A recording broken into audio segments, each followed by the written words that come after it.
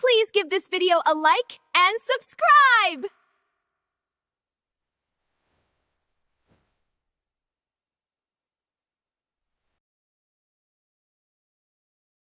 There we go. And we're live. Hello, everybody, and welcome to Honey Badger Radio. My name is Brian. I'm here with Allison, and this is Maintaining Frame.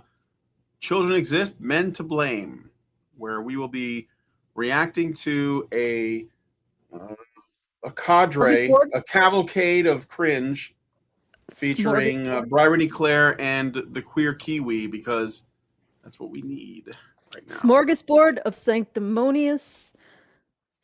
a smug sanctimonious Suffering. Solipsism. Yes, solipsism. There we go. Alliteration for the win. All right, so if at any point throughout this, what did you call it, metaphysical pain, you would like this metaphysical pain, metaphysical agony, you would like to send us a message, you can do so at feedthebadger.com/justthetip. That's feedthebadger.com/justthetip.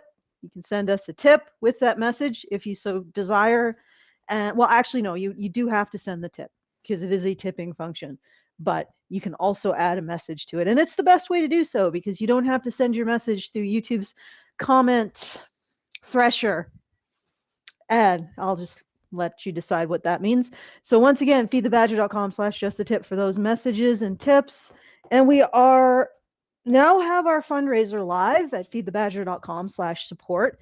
I have used a new fundraising platform because Ignition Debt kept eating the login for everyone, and the last fundraiser was interesting because of that, because nobody could log in. So we do have a new platform, a new plugin. Please don't use the old one. Some of you have been using the old one. That does not apply to the new fundraising crowdfunder. So go to feedthebadger.com/support and put it there. If you have like a tab with the old one, don't use that, use the new one. And unfortunately, there's an extra step to posting your funds. I have to go in and approve them, so it may not show up immediately. It's until I get that figured out. We can just make a stop at some point. You can go check on. Yeah, and it'd be like, please, $5, $10, whatever, very much appreciated. It's also good to know if it's working. So feedthebadger.com/support for that. And if you're interested in any more information about anything that we talk about, badgernation.online. I put up more analysis from my particular frameworks. And I have a whole bunch now: threat narrative, rating modality, or cognitive modality, endocrine architecture, moral circle. So I'm acquiring a great many, and they all have a different angle to analyze what's going on in the world. I actually got a comment like a couple days ago that was really cool, that I was like blowing this guy's mind with explaining how women think, and suddenly it makes sense to men. It makes sense how women think.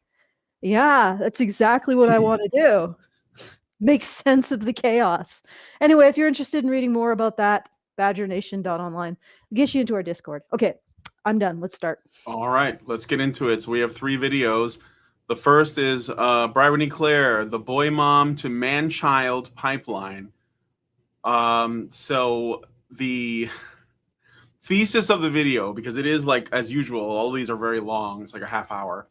I think that she's figured out how to game the algorithm so that it's like the right length that people will watch it, but long enough. It's long enough that YouTube will recognize it as a video, while not being so long that nobody wants to stick around.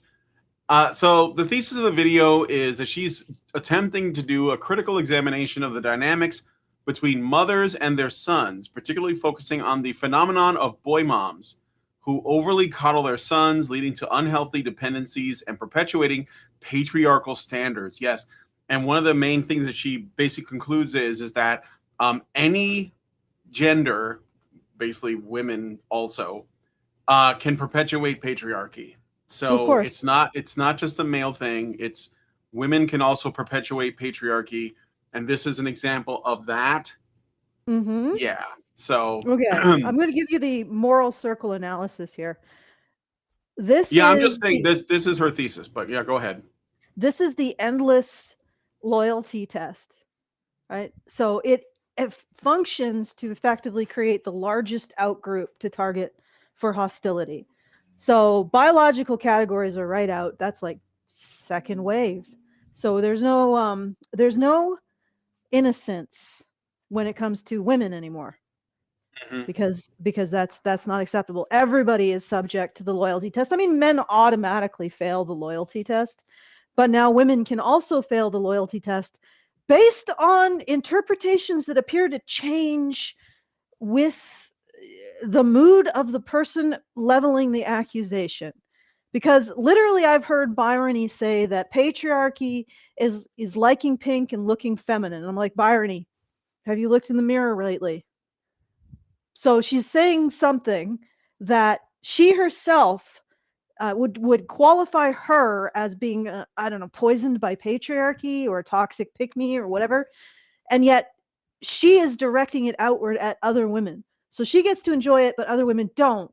What is that? That is the behavior of somebody who is in some form of power and gets to create rules for me, or sorry, rules for thee, but not for me. And it again is just basically whoever has the social power makes the rules. That's why it always seems to just reflect somebody's mood, like the mood of the most socially dominant person in the room, you know. And so yeah, this is the moral circle. Again, it's intended to put, and what it's really doing is putting as many people in subjugation by the center, the most socially dominant, the center of the web person in the room, and it can generate the greatest amount of hostility for the greatest amount of people. And it's a constantly moving target. And when it meets its terminal stage, it becomes the purity spiral, in which the entire community, if you can even call it that, is a crater and eventually occupied by two people, both of which are trying to throw the other out of that community. So that's the moral circle analysis. She's constructing a situation where she decides who's in and who's out of the web based on arbitrary factors that serve her, that she doesn't have to uphold any of the prescriptions that she gives others. Is it proscriptions? Prescriptions, something like that. Regardless, any of the rules that she directs towards others, she need not uphold herself. So that's what she's up to. She's declaring herself the fattest spider in the web. Okay, let's keep going. All right, let's listen to the opening where she sort of sets it all up. And, you know, if you guys don't already know this, Bryony Claire's primary sources, I put this in gigantic fucking quotes, are reality TV shows, popular television shows, particularly ones that have the explicit framing she wants, which happens to be most of them because they're all like feminist, basically, and social media posts like Instagram and TikTok. So, you know, this is like where we gather our data. You look happier. Thanks. Okay, I guess is there sound? Did you hear that or no? Yeah, I did hear that. Okay, I'm hearing okay. sound. I'm just checking. Hopefully okay. everybody else is as well. Yeah, I'm just checking. Okay. Okay. What a cute celebratory moment. Wait a second, that's his mum? This boy will forever and always have my entire heart. Gina captured the end of this moment and I'm so grateful. When I walked up to hug my baby boy after his game, he immediately picked me up and just held me. It may have been 20 seconds, 30 seconds, a minute, I have no idea. But in this moment, time stood completely still. I genuinely did think that was a cute girlfriend-boyfriend moment until I saw the reveal, and then I felt slightly nauseous. Nauseated. All right, so there's social media. There's another 30 seconds to this first clip, but there's social media posts of mothers that are, let's say, very like openly amorous to their children. One is a woman with a baby, and the other is a woman with, I guess, like a grown man or a young man, and she's trying to code all of it as gross in some way, but. Well, okay, but I want to qualify. Openly amorous. Yeah. Is that a fair characterization? Well, I mean, you want to look at it again? It's only 30 seconds. Let's look at it again.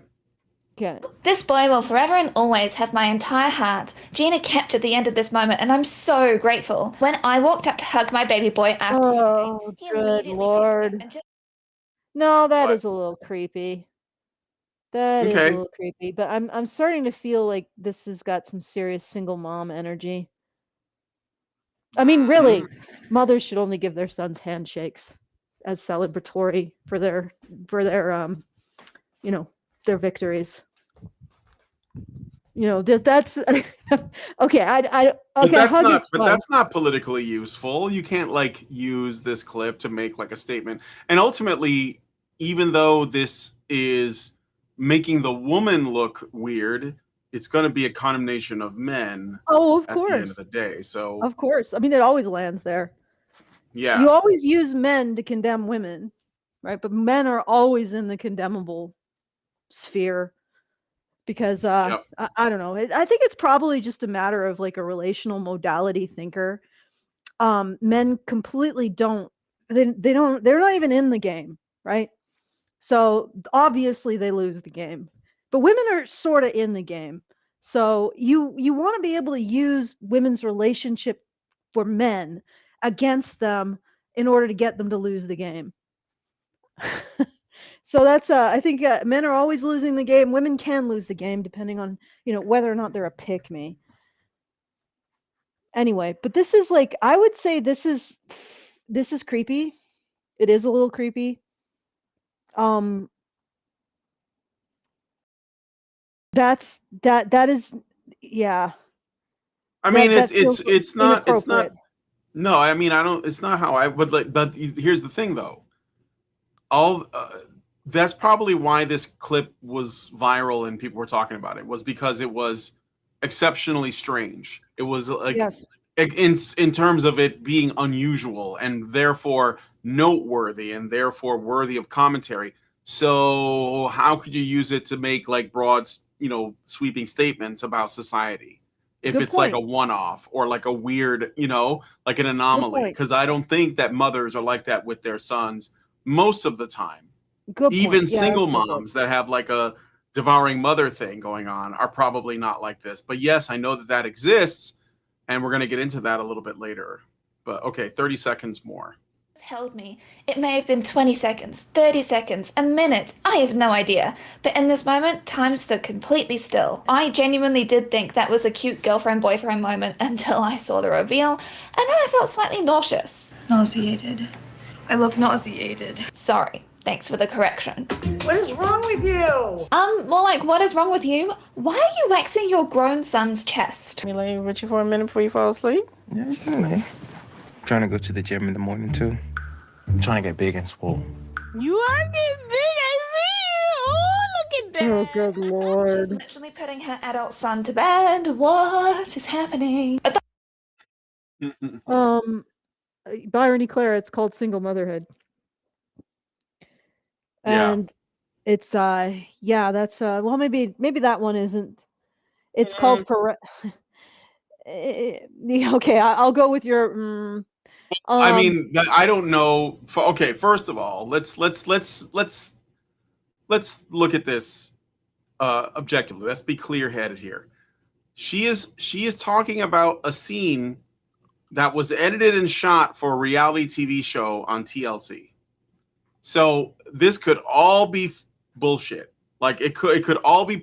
They're doing this on the cameras. Like there's a fucking crew and cameras in the bedroom while they're having this conversation. So in my mind, I just don't see like how this is like saying anything about reality at all. Like she's really literally using bullshit TV that we call reality TV to make a point about actual reality. That's like why I take issue with this. Like, yeah, I think it's weird, but then if it wasn't weird, it wouldn't be worthy of putting on TLC because people's actual lives are pretty boring. Like you couldn't put that on television, right? So I don't know. I just feel like this, maybe it's just the way I see it, but like this doesn't bring any value to a conversation about relationships between women who are overly possessive of their children and how that looks. Because even if there, and I think there is a conversation to be had there, but her examples are so ridiculous because they're pulling from fiction that, like, how do you respond to that? You know what I mean? So, And I mean, just my thoughts. if only there was a parent that didn't coddle their sons or their daughters, or well, mostly their sons, I guess, since the sons are being pulled out here.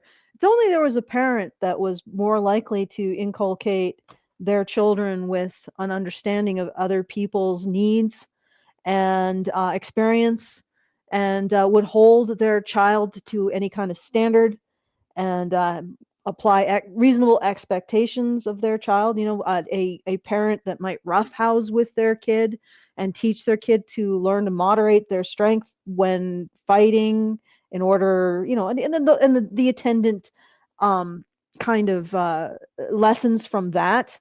If only there was a parent that helped turn their kid outward to the world instead of constantly coddling them and treating them like an infant. I don't know, like maybe the government should invent such a parent. Yeah. Obviously nature was insufficient. She gets science on that thing. Yeah, we should get science on that. Feels like nature, there's a big vacuum that nature failed to fill here. Okay, let's keep going. All right. So this is like 10 seconds left of this first clip. Look at that. She's literally putting her adult son to bed. What is happening? Are those matching sweaters? Please tell me this was just done for a bit in it. All their listeners is happening. Again, this is like literally there's a show about women who like raise their children this way. Like this is a reality show about this phenomenon. And she's using this as her evidence for a problem she's trying to diagnose. It's like getting a doctor who deals with highly infectious diseases, and he's like talking about like how widespread turbo AIDS is, but his reference is a reality show called Turbo AIDS, where everyone on it has turbo AIDS, and he's like, man, this is a really big problem. Look at all these examples. This must be everywhere. We have to do something about it on a systemic level. And not only do they have turbo AIDS, but they're like overacting, all of the symptoms. They're using special effects, and they got people coming in to react, and they got, there are scenes where the reality star is alone with their thoughts, but they're not alone because there's a fucking camera crew there pointing fucking lights at them. But and we're supposed to be. How does that work on people? How does reality TV? What is wrong with women? I'm sorry, it's women. Why? What is wrong with women? Why do they watch reality TV and actually think it's fucking real? Like, how do you fall for that? It was never real. Even when MTV invented it, which I will curse to my dying days, with the real world, none of that was fucking real. Those were hopeful actors that wanted to break into acting, and a lot of them did, because that was the point. Anyway, I'm sorry. I'm just annoyed with the fact that I want to be like, but Brian, and I have nothing, because what we're watching, what we continually find whenever we look at the femisphere, is women like this using evidence that's completely manufactured, like dumpster diving in false, like media narratives, and coming up with something that it's like, yes, this is a manufactured reality, Byrony. This isn't reality. Like what you're showing isn't reality, right? And then they will construct an entire worldview over this. And I'm like, Byrony and all of the other ones that we discuss. I mean, Manifestel is just terrifying. Kiwi, I'm pretty sure Manifestel came from like a summoning circle. Drama queen. But regardless, all of these women, they do the same thing. They take manufactured reality stories and they say this is evidence. I'm like, no, it's not. It's not and then it's anything. like, what are the beliefs of the people who've created these fictions that you are referencing? Guess what? They're your beliefs. Like, you're referencing yourself. Yeah, you're You're basically taking the people who believe what you believe and the fictions that they've constructed and calling it evidence. And then when you Yes. say all of this to people who exist in the relational modality, which is what I'm going to call it, so I think it's very helpful to understand it. When you point this out, they do not understand what you're saying, right? Because it all translates back into their particular view of the world, right? And it's sort of infuriating. And it's like, and again, she has a big audience. They all do. Yeah. Massive audiences of women all believing that reality TV is real. And you have to, and it makes you realize that maybe the Victorians had a point when they said about, young women reading novels. Yeah, maybe. Maybe they had a point there. Like, I think they might. I think they might. Okay. So let me go to the next time code. But basically, this is a show about the phenomenon that she thinks is happening. All right. So this is from a time code called. This is about women, the mother being the only woman in the boy's life. So again, devouring mother stuff. I did get a Rumble rant. Let me read it really quick. From NovaFan21, who gives $1 and says, Bryony sees the results of feminism creating single mother behavior in perpetuity. How do I blame this on patriarchy instead of women? Yeah, well, that's the thing. Like they presume that everything they've done could only have positive outcomes. So if there are negative outcomes downstream from the things that they've instituted, that couldn't be because of what they've done, because they had very good intentions, you see. And good intentions are far more important than real consequences. That's it. Like they felt good about what they supported and they still want to feel good about it. It's actually more important that they feel good about it than fix it, than try to address it. Yeah. Yeah, she is about to tell us all how the effects of single mother households and the effects of women, it's not quite parentifying their child, but I guess it would be devouring or treating their child not in terms of the child's needs, but their own needs for companionship and infantilization and needing to be needed. So this is a form of abuse, Absolutely. And on top of that, they're using their children as props for their social media clout. That's another thing that she will never point out because, again, that would look bad. That makes the women look responsible for something they're doing that has nothing to do with men or patriarchy. Women are on here. I mean, look at this screenshot, okay? Look at the women there. They're posing for the camera. They have a video going, I guess. They clearly want to be seen. Like they did their makeup, they did their outfit and all that. They're looking as pretty as they can. And they're making a statement about their children. They are flexing on other women right now. This is Call of Duty for women. They are flexing on other women. They are getting headshots. That's what they're trying to do with social media posts that say, making Christmas extra special, so even if my son marries your daughter, they still come to my house for Christmas. This is a flex. Like saying my son deserves more than your daughter. Is a higher on the I don't know, totem pole on the hierarchy than your daughter. Of course, women don't have a problem with patriarchy or hierarchy if they're on top or they get to be the one that's dominating. And I'm not even saying this to condemn these women. I don't care what you do with your personal life or what you do on social media, but let's not pretend that that's not what you're doing. That's all I'm saying. Just be honest about it. Yeah. I mean, this is his competition. Yes, they're saying that they woman better and they create a better Christmas experience than it's just like when it's just like when Sarah Stock posted a picture of her engagement ring and said, I won. This is the next level. Here's my kid. He's beautiful. He's the best. And you better pray that you are good enough to get him as a husband. And if they had a daughter, they would say the same thing about their daughter too.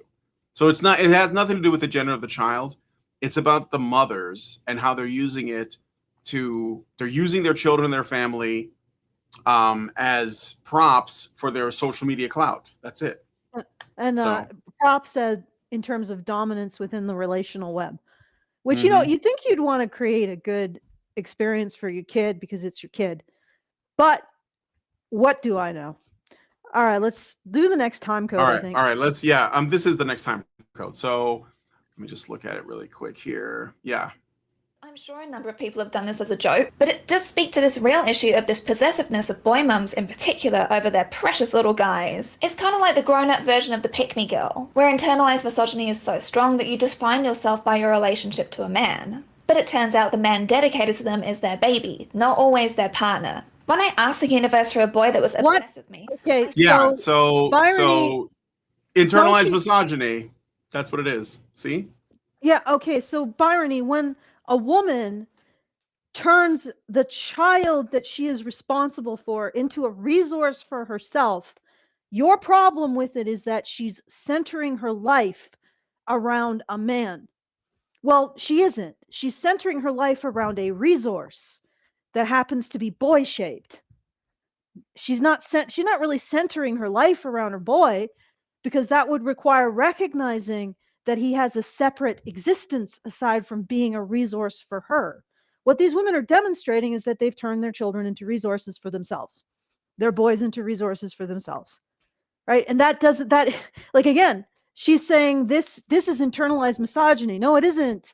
It's more like internalized narcissism and self-aggrandizement and the belief that the world revolves around you, and that when you have a kid, the kid exists for you and for whatever designs you have upon it and whatever it can deliver for you.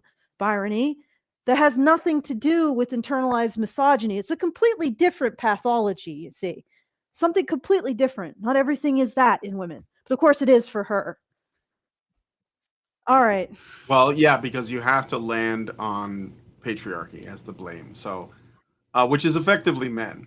I got a super chat from official Rev Trad for $5. Thank you. And he says, remember, Brian, before women watched reality TV, they watched soap operas and Jerry Springer. I can't watch Springer without John Henson. They still watch that stuff, to be honest. And they watch The View and The Talk and whatever those other those female panel shows are, and soap operas and reality TV. So it hasn't gotten better. It's only gotten worse. So there you go. And they're on social media too, which is like a whole different bag of worms. It is a fucking battlefield out there if you're a woman. But okay, let me see how much more to this time code is there. 440. Yeah, we got another like 30 seconds or so. Should have been more specific about the age. And then when those little boys grow up, the attachment remains there. Boy mums, do you torture yourself daily thinking about them breaking up with you at 14? In the caption she says, I literally cry about it once a day. But it's not a breakup as you're not in a romantic relationship. Reminder, a parent's job is to raise their child to be an independent adult. What it's really about is no longer being the only woman in their life and them being more independent from you. And let's be real, it hurts that he won't choose me anymore. And isn't it a good thing, rather than them needing you all the time, that they want to see you? And this really is where this almost forced dependency comes in, where these boy mums make them so reliant on them to function because they don't know how to cook, clean, wash, do anything for themselves. Their mothers take such good care of them in an attempt to make sure that they never want to leave. They're never going to abandon them. And that's a big presumption there, Byrony, that these mothers know how to wash, clean, cook. No, a lot of boys in this situation do this stuff themselves. Of course, that's not even a consideration in any of this, is it? All right, let's keep going. No. All right, next time code. That was the end of that one. So now we got to talk about toxic masculinity.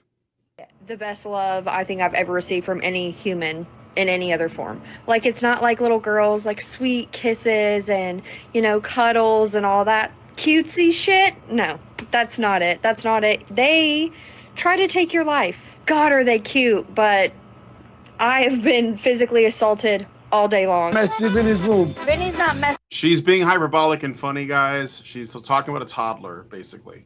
So when she says my toddler is assaulting me, remember that Bryony is going to take that literally instead of seriously and run with it. Okay.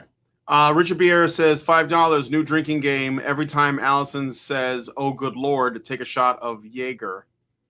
Thank you for that. All right.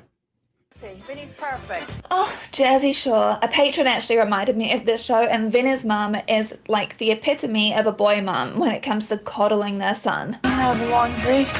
Pizza and chicken cutlets? Let me help you, Vinny, because you filled up a whole suitcase with 2 things. She's going over and cleaning for him, doing everything, setting up food, all sorts. There's a common sentiment that if you've got boys, you just need to be able to handle more. You have to be able to get down in the dirt when you're dealing with boys. But with girls, you don't need to worry about any of that stuff. You have to be cut from a special cloth in order to be able to handle being a boy mum.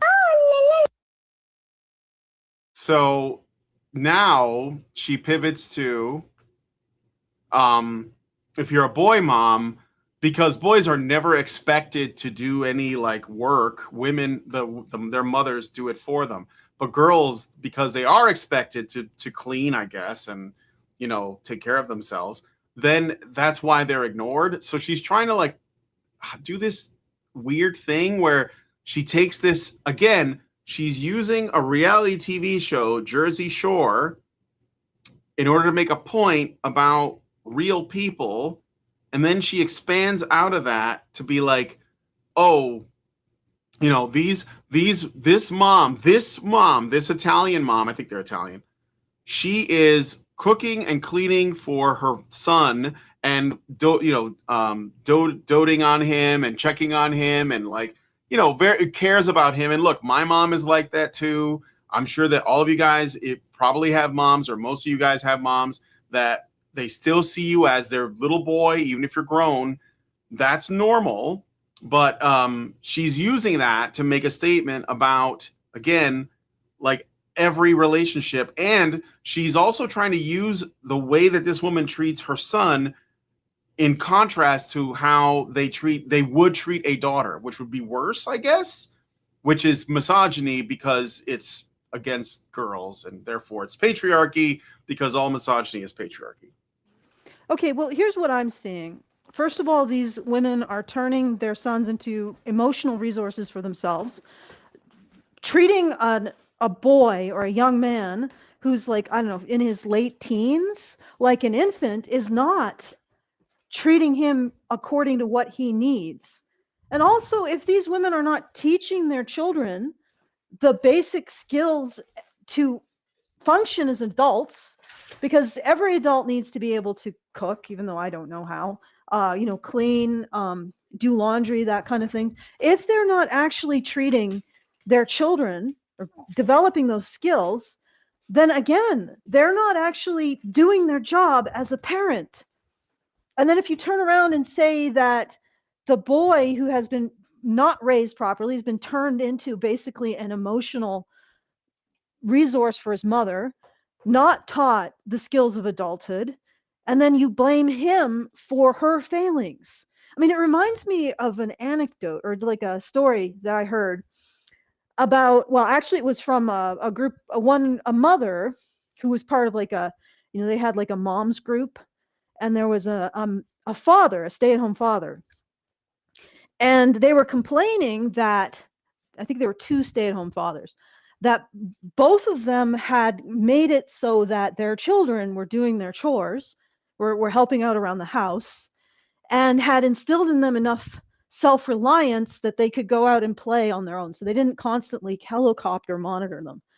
And these women were complaining that this was a failure of being a parent. And I'm like reading this and I'm like, no, it isn't. They're actually doing their job. And you know why I say that? And it's a harder job in some ways, because teaching a kid to do chores has a bigger upfront cost. So I guarantee those women are too lazy to pay that bigger upfront cost in order to facilitate their children growing into capable adults. But that's the attitude here, right? If these young men don't know how to do chores, that's on their mom for not teaching them properly. And I bet if they had a stay-at-home dad, they would know, right? Okay, that's on them.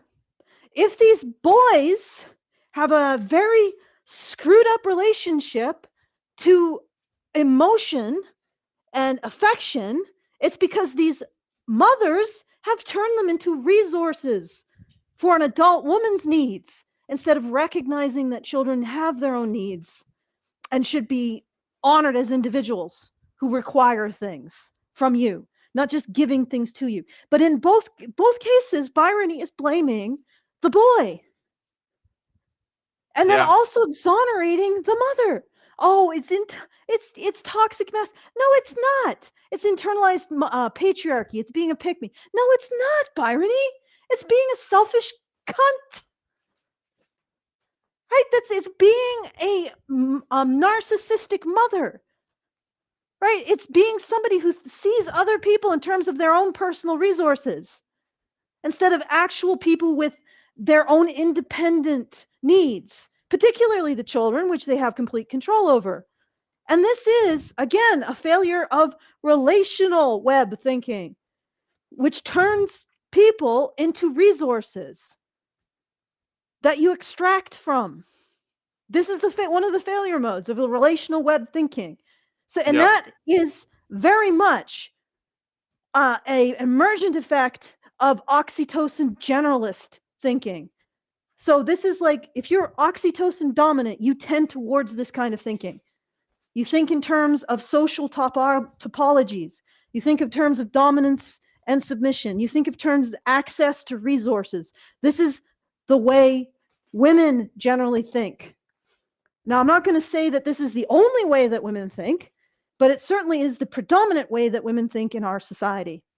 And she is saying that these women who think in a modality that predominantly women think in are somehow affected are infected by patriarchy. No, bitch.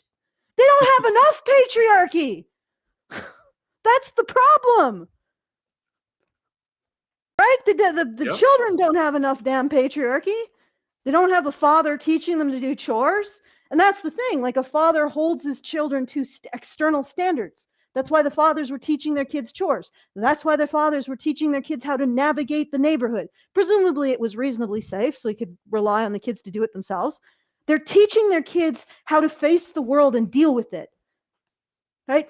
So she's attributing an absence of women being able to recognize their own children as individuals with their own needs and mistaking them for resources that the mother themselves gets access to or should have access to. So they recast a child from something that you are growing and helping to grow into something that provides you stuff. That's what these women are doing. And the absence of men, fathers, to teach these young people the external standards necessary to grow up into adulthood. And then she attributes all of that, the absence of patriarchy, to patriarchy. And I'm using patriarchy a little bit, she treats the absence of fatherhood and she attributes it to too much male influence. The absence of male influence to too much male influence. She does kind of do that later on. So it's not that unbelievable. All right, let's there's 20 seconds left in this clip. We might as well just play it. Are you hearing that? And they're just naturally violent. You just have to get used to it. But the thing is that they love you that much more than girls do. Oh, they're not naturally violent, Barney.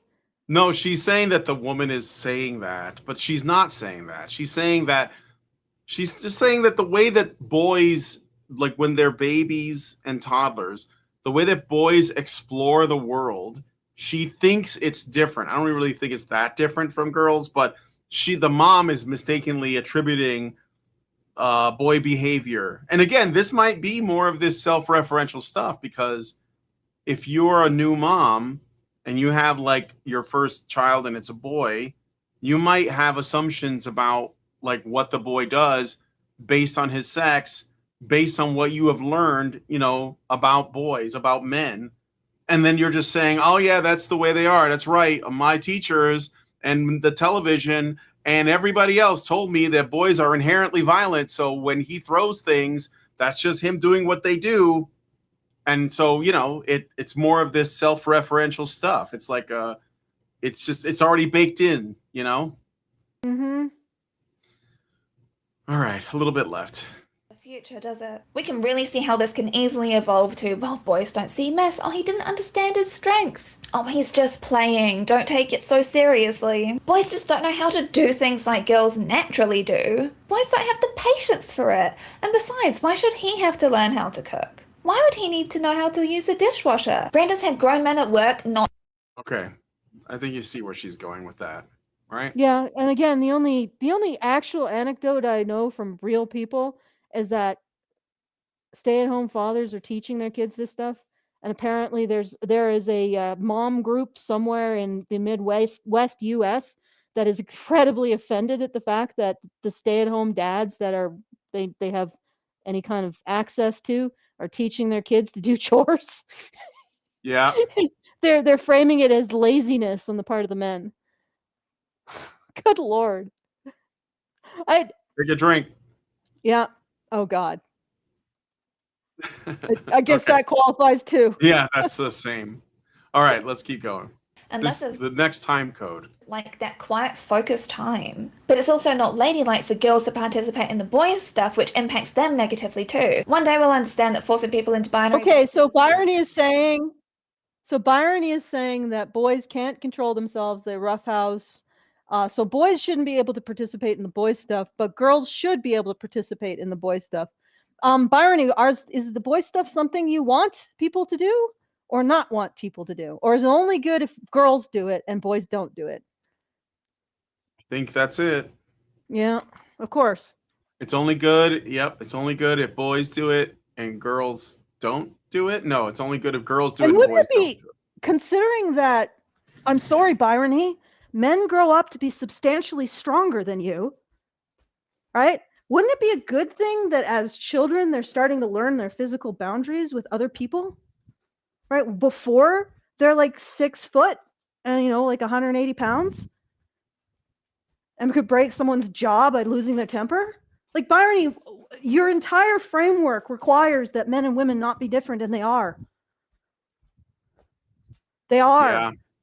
And it would make perfect sense that when a boy who is small, he needs to push against his boundaries because he's learning how to control himself in a way that maybe girls don't need to learn. And that's the other thing. She's reversing this. She's saying, oh, boys are more aggressive, they're more rough and tumble. That means they don't have to learn as much as girls. No, Byron, it means they have to learn more. It's just that they haven't yet. Do you understand the freaking difference? Like, this is this individual is so profoundly, I don't know if she's this stupid in real life or she's just playing it for the YouTube audience, but does she not understand any of this? No, she thinks she's pretty smart, Allison. Does she understand anything that I'm laying out? Obviously not. She would never engage with it. Never engage with understanding that kids need to learn things. So that doesn't mean that when a toddler, a male toddler, is getting into mischief and very rambunctious, right? Mm-hmm. That doesn't mean that people are letting that go. And he's going to grow up to be an adult man who beats people. Right? Actually, it's the opposite. Fathers getting in there with rambunctious kids and teaching them the rules. If you do something to hurt someone else, you get withdrawal of attention and interest. Right? That actually teaches kids. But she doesn't seem to understand that children learn things. It's like if you allow a boy to be rambunctious as a 2-year-old, he can't learn to moderate his strength by doing that in Bryony's world. Like, at what point is a child supposed to be held to the standards of an adult man? By the way, Bryony's not held to the standards of an adult man. If she was, she'd be laughed off YouTube for this nonsense. Like, I don't think a male audience would tolerate this complete lack of I don't know. She just has to show her ass, basically, because her mouth nothing good's coming out of it. Okay, let's keep going. All right, now there's more to this clip, so we're gonna play a little bit more. I've talked about this all before when it comes to gender reveals. The man-child pipeline starts at such a young age as well. This 2010 research showed that mothers admit to betraying their sons. Irony, the man-child pipeline starts when men are children. Like I just said, when does she expect a boy to assume adult male responsibilities and control? Apparently the moment she's born. Yes. The moment he's born, he should be paying taxes and being taught to control his, taught to control his patriarchal privilege. That's it. Like just right out the womb. That's right. This is ridiculous. I would say don't have children, but she probably won't. Don't have cats because your standards. I think she does. Oh, those poor cats. I'm pretty sure that she does. Yeah, I don't think she has All right. children, but I'm expecting. I'm assuming that she's got cats. All right. So there is. Let's see. About a little bit more to this. They're harsher critics on their daughters, which I think that a lot of women and gender non-conforming people can definitely attest to from personal experience. I haven't seen you for a month, and I'm standing here. A lot of women and gender non-conforming people, also known as a lot of women and women. In a neck brace. Are you gonna ask how I'm doing, or what happened, or? I assume you did something stupid. Dennis ran over me with his car. There you go again. Don't you think it's about time you start taking responsibility for your actions? The studies showed mothers. She's literally using a clip from It's Always Sunny in Philadelphia, which is a really, really, really over-the-top ridiculous show about ridiculous people. So when you present a ridiculous scenario, like a mom saying, why don't you take responsibility for getting run over? She's presenting this as objective evidence for her claim. A clip from It's Always Sunny. God, how does this person have any credibility is what I'm wondering. All right, there's 30 seconds left. Twice as likely to be more critical of their daughters than their sons, while over half admitted that they feel a stronger tie to their son than their daughter. And so, okay, there's a study that she's claiming the 2,500 strong survey by parenting website NetMoms found that although almost one half of mothers say they know it is wrong to treat boys and girls differently, almost 90% admit they do exactly that. Mothers are, the research shows, twice as lucky to be more critical of their daughters than their sons, while over half admitted that they feel a stronger tie to their son than their daughter. Okay. Allison, do you see that? Well, over half, wouldn't that be, if it's, first of all, over half could be like 51%. So yeah, meaningless. Of course. And then wouldn't that just be the odds? Right? Like, wouldn't that just be generally? Yeah, I mean, like, if you have a son, how do you measure that? Because what if you only have one kid? I don't know. I guess I have to look at the survey. This is quoting the Guardian, by the way, so totally respectable outlet. Like, they're totally like legit, the Guardian, as you know. Okay. Yeah, of course. All right. I'm pulling up the study as well, but it's just taking a little. All right. No problem. All right, there's another 30 seconds. Boys being labeled with far more positive traits than their sisters. More than 1 in 5 mothers questioned admitted that they turn a blind eye to the behavior of boys for which they would reprimand their girls. Do you know what it's like to grow up with someone who is critical of every single thing you say? I can imagine. Mums love their sons, but they raise their daughters. Like Willow Smith brought up in this Red Table Talk. You know, when I was younger, something as simple as just like getting up at the right time. Mm-hmm. It would be like, you better get up. To me, it'd be like, oh no, school's about to be, you better get dressed, we need to get and it would be like, I'd be in my room like, okay, I gotta get it. But then Jaden is there, she'd be like, oh. Let's see it. So, are you ready to? Oh. And he'd be like, maybe one moment. Okay. Ugh. I know, Jada. Ugh. These are her sources. Certainly a woman who's basically abusive of her husband is a fantastic source. This entire family is not totally screwed up. Irony. Okay, so this is okay, the 2010 research is the Net Mom survey, October 2010. The self-report online survey, so probably garbage, of self-selected mothers on a UK parenting forum. Media reported, not peer-reviewed, no pre-registration. So basically the sample is garbage. Bottom of the hierarchy when it comes to any kind of evidence. Oh, wait, no, that's not the bottom. The bottom is reality TV, right?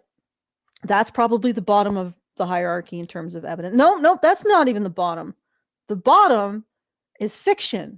Things that are made up is the bottom of the hierarchy for evidence. And that is one of the most common sources of evidence for any of these women's claims. Okay, so it's a reported self-report. All right, so mothers are more critical of daughters, more indulgent of sons. More than half said they had formed a stronger bond with their sons. More likely to describe girls as stroppy and serious and sons as cheeky and loving. And twice as likely to be more critical towards their daughters. So at face value, the instrument did return what she's saying. Now, there's an omission. Are you guys surprised? We're now going to go into the secret part of the survey. 51% of fathers who found one child easier to bond with said it was easiest with their daughter. So this is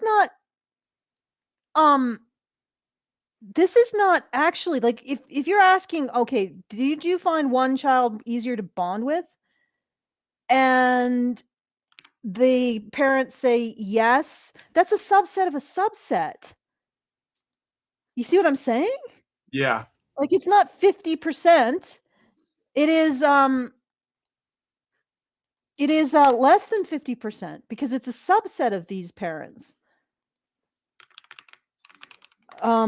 Is this a subset, like the fathers, of parents that find it difficult to bond with both children like the fathers? I'm going to find out for sure, guys. All right. All right. So fathers found it easier to bond with their daughters.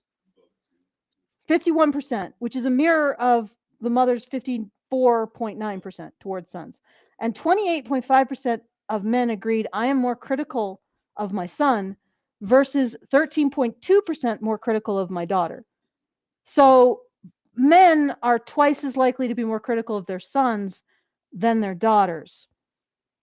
Oh, I wonder if the high preponderance of single mothers is actually creating this problem as well, considering it seems to be the father, according to this survey, which is, take it with a grain of salt or a boulder of salt. According to this survey, fathers are more likely to raise their sons and mothers are more likely to raise their daughters or be more critical, right? I don't know if it corresponds to actually raising them, but regardless. But this is the asymmetry is going to come out when you get rid of the father, right? Because then you don't have the parent that's going to be more critical of the son. Right. All right, so she doesn't even she completely omits the fact that the numbers are reversed for fathers. Right? This but of course, if she did put that in, it would be really hard to argue. Well, no, it wouldn't be hard to argue. She would argue that patriarchy causes both. Of course. Patriarchy causes mothers to be critical of their daughters, and patriarchy causes fathers to be critical of their sons. And then she would accuse mothers of not raising their sons, which requires some form of criticism. And if fathers weren't critical to their sons, she would say that is also patriarchy because raising a child requires criticism. I feel like everything always lands on patriarchal oppression, not just patriarchy.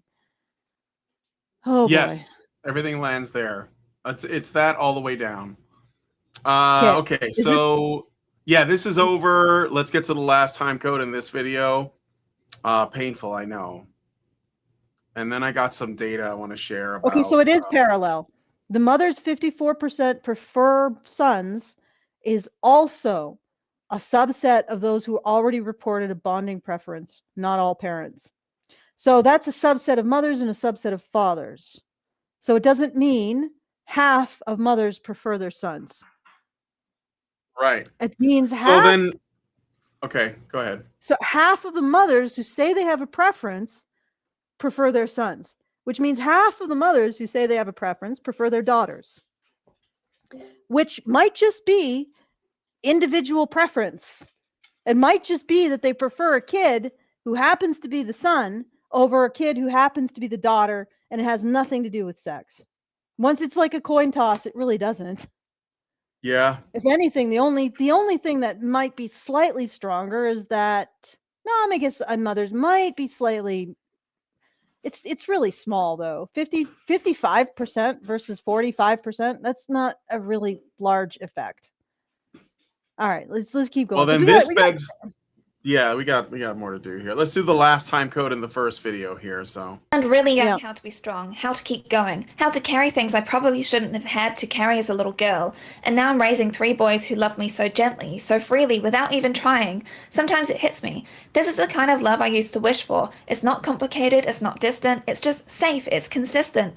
And I don't think it's coincidence. I really believe God trusted me with them first so I could experience the kind of love I always deserved. Do you remember at the start of this video with the mother wrapping her legs around her son? Amber, the mum, went on a massive defensive after this whole situation blew up and the video went viral. I come from a very affectionate family. I hug my dad every time I see him. That's fine. What you saw on the football field is just how we are. Bricks will pick me up and squeeze me and then put me back down. Also, she's in a relationship with another man. They're having another baby together. Good luck to them, including good luck to the baby. The video that's gone viral actually... Oh, it's so catty. Good luck to the baby.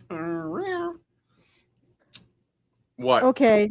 Well, I mean, maybe they are a very affectionate family. She does have she's in a relationship with another man, so she left the man that she had the son with? I guess so.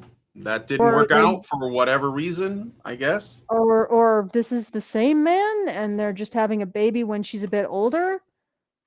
No idea. Wow. No idea. Like, questions that I have are not being answered here. Yes, to me it looked creepy. Maybe it's a little less creepy if it's a very affectionate family. But okay. Yeah. But you're right. All Yeah, right. rare. Catty. Okay, let's keep going. Which is really important to note because she shared her son who was defending her to someone. I was just giving her a hug after the game and I picked her up. She did not jump on me. My mum's been the only person there for me my whole life. I grew up with an alcoholic dad who would just come and go when he wanted. He was great when he was sober, but when he wasn't, he was just so dark and different. He never really showed it to any of my games or anything like that. My mum's been to every single one since I've played. His father passed a year before this whole hug thing actually happened. It's a very dark backstory and it's really horrible, but it's kind of getting this surrogate love from a son in place of like the husband who's been a letdown. My heart does. So the father died. Apparently he didn't show up to all the games, whatever. I don't know what the story is. But his actual father is dead. Out to the family because it's a really awful situation, but I also still understand, because myself included, just weirded out by the leg wrap thing. We also see this attitude a lot from all of the overly involved mothers from I Love a Mama's Boy. And like Bell Hook, Again, overly involved mothers appear in a reality TV show called I Love a Mama's Boy. So, like, Yeah. why are we surprised? Literally. But here, why are we reversing the arrow of causality? It's the mothers who are constructing this. Like, a child is completely dependent on his parent, and if the mother is raising their son to be like this, then who is responsible, Byrony? Yeah. I mean, at some point, the man has to take responsibility, but part of that is recognizing what was done to you was out of your control. You have to deal with it now. That's in your control, but you're not responsible for your mother parentifying you, infantilizing you, turning you into a resource, an emotional resource for herself, right? Not treating you as an individual who required their own things to develop, not wanting to show up as a mother, right? As the parent who is responsible for whatever their kid needs to grow, including proper boundaries, right? That's on the mother, Byrony. And the thing is that I hope this is the last one because I want to get into my commentary. This is the last one for this video. All right. So what happens in Well, this? I'm not done with the time code yet, though. Okay, let's finish the time code. Yeah. Okay, hold on. There's yeah. Says in the will to change, which I always bring up. Any gender can uphold patriarchy, and that's Bell hooks, by the way, personal favorite, inspiration for Anita Sarkeesian. Big intersectional feminist from the 60s. Okay. exactly what these boy mums are doing. Single mothers are often the most brutal when it comes to coercing their sons to conform to patriarchal standards. The single mum who insists that her boy child be a man is not anti-patriarchal, she is enforcing patriarchal will. In researching boyhood, August Silverstein observed in single-parent families, it's common to see boys who have become their mother's little men. Often these boys are very bossy children who patronize their mothers, who in fact do uncanny imitations of a certain kind of husband, being alternately possessive, protective, and seductive, whether in single-parent or two-parent households. Like Sabrina. So yeah. What? Byron, are you just blazing through this? A boy doesn't become seductive with his adult female caretaker if he hasn't been sexualized. Like you're talking about the hoof prints of sexual abuse, and I can't believe whoever was the clinical. What is this? Bell hooks? Bell hooks is wait. August Silverstein observed in single parent families, it's common to see boys who have become their mother's little men. Often these boys are very bossy children who patronize their mothers, who in fact do uncanny imitations of a certain kind of husband, being alternately possessive, protective, and seductive. Yes, they're saying, oh my God, they're saying that little boys that I guess can be babies. It can be babies, demanding, picky, childish, needy. That's just male entitlement, Allison. That's what that is. I'm actually pausing on the seductive part. Oh yeah. So what they're saying is that these boys are expressing sexual behaviors towards their adult female parent. That is a symptom of sexual abuse, and somehow Byron is skating past that to blame it on patriarchy. Are you fucking kidding me? So they're taking the behavior of children, of boys who have been turned in, sounds like sexually abused by their mothers, parentified by their mothers. They're taking this behavior and they're blaming it on patriarchy rather than a pathological woman. Like I said a couple days ago or a week ago that the next thing on feminism's agenda is to excuse women abusing children. I didn't realize I'd be proven. I thought that was hyperbole. I thought that was like, okay, that's going to be 2030's big push. Oh no, I'm off by like what, 20, 30 years? They're already doing it. Patriarchy is when mothers rape their sons, guys. Patriarchy is when mothers turn their sons into adult men and they then extract their needs from, their emotional and sexual needs from. Did you know that? Like, oh God. What the fuck is these people's problem? Like I can't, like this is just horrifying. So now men are to blame for adult women sexually and emotionally abusing children, their boys. Somehow that's patriarchy. This is pathological. And this woman is pathological. Yep. Oh, okay. Is this all right? So that's the last time code. Yeah. We've got 2 more videos to do. I know. I know. All right, that's the end. No, I finished it. Okay. I finished the time code. Do you want to do your thing now, or do you want to go to the next video? This one is a little hard to recover from, guys.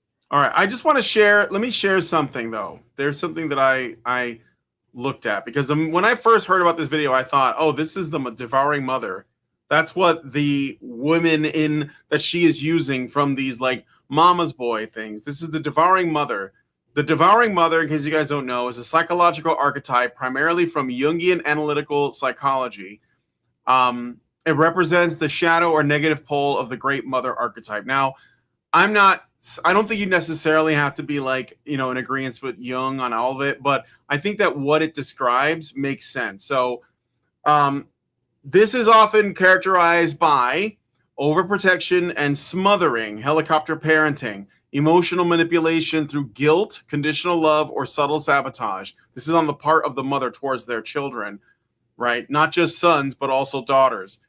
Treating the child as an extension of herself rather than a separate person, hence the social media posts where they're using their children to market themselves. Fear of the child's independence as it threatens her identity and relevance. Infantilizing the child, keeping them dependent so she remains needed. Potential negative consequences on sons. Go ahead. I'm sorry, Allison. Go ahead. That fear of losing the child, that was the breakup at 14, that Byrony. Yes. So essentially Byrony is reporting on the behavior of narcissistic mothers, narcissistic abusive mothers, and she's blaming it on patriarchy.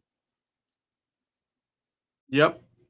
Okay, what layer of moral bankruptcy? What layer of the hell of moral bankruptcy are we at now?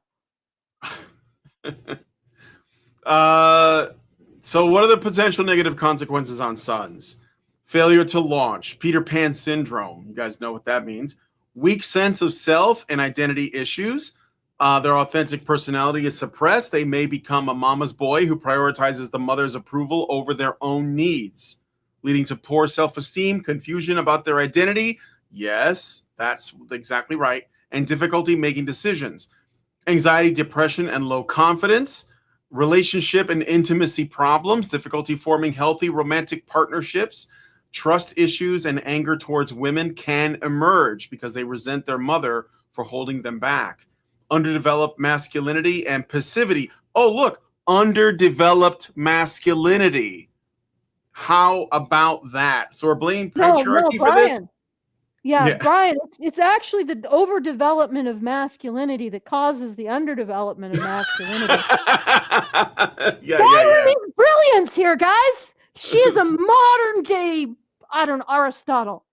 She's like operating on a level we can't conceive of. You have to have a really high IQ to appreciate Bryony Claire's content. Emotional regulation problems. Suppressed anger toward the mother often turns inward or outward. They may develop survival personas, focus on managing their emotions or her emotions rather than their own emotions, and dependency and incompetence. So these are things that can happen from the devouring mother behavior. And then I asked, I knew the answer, but I thought, well, let me just find out.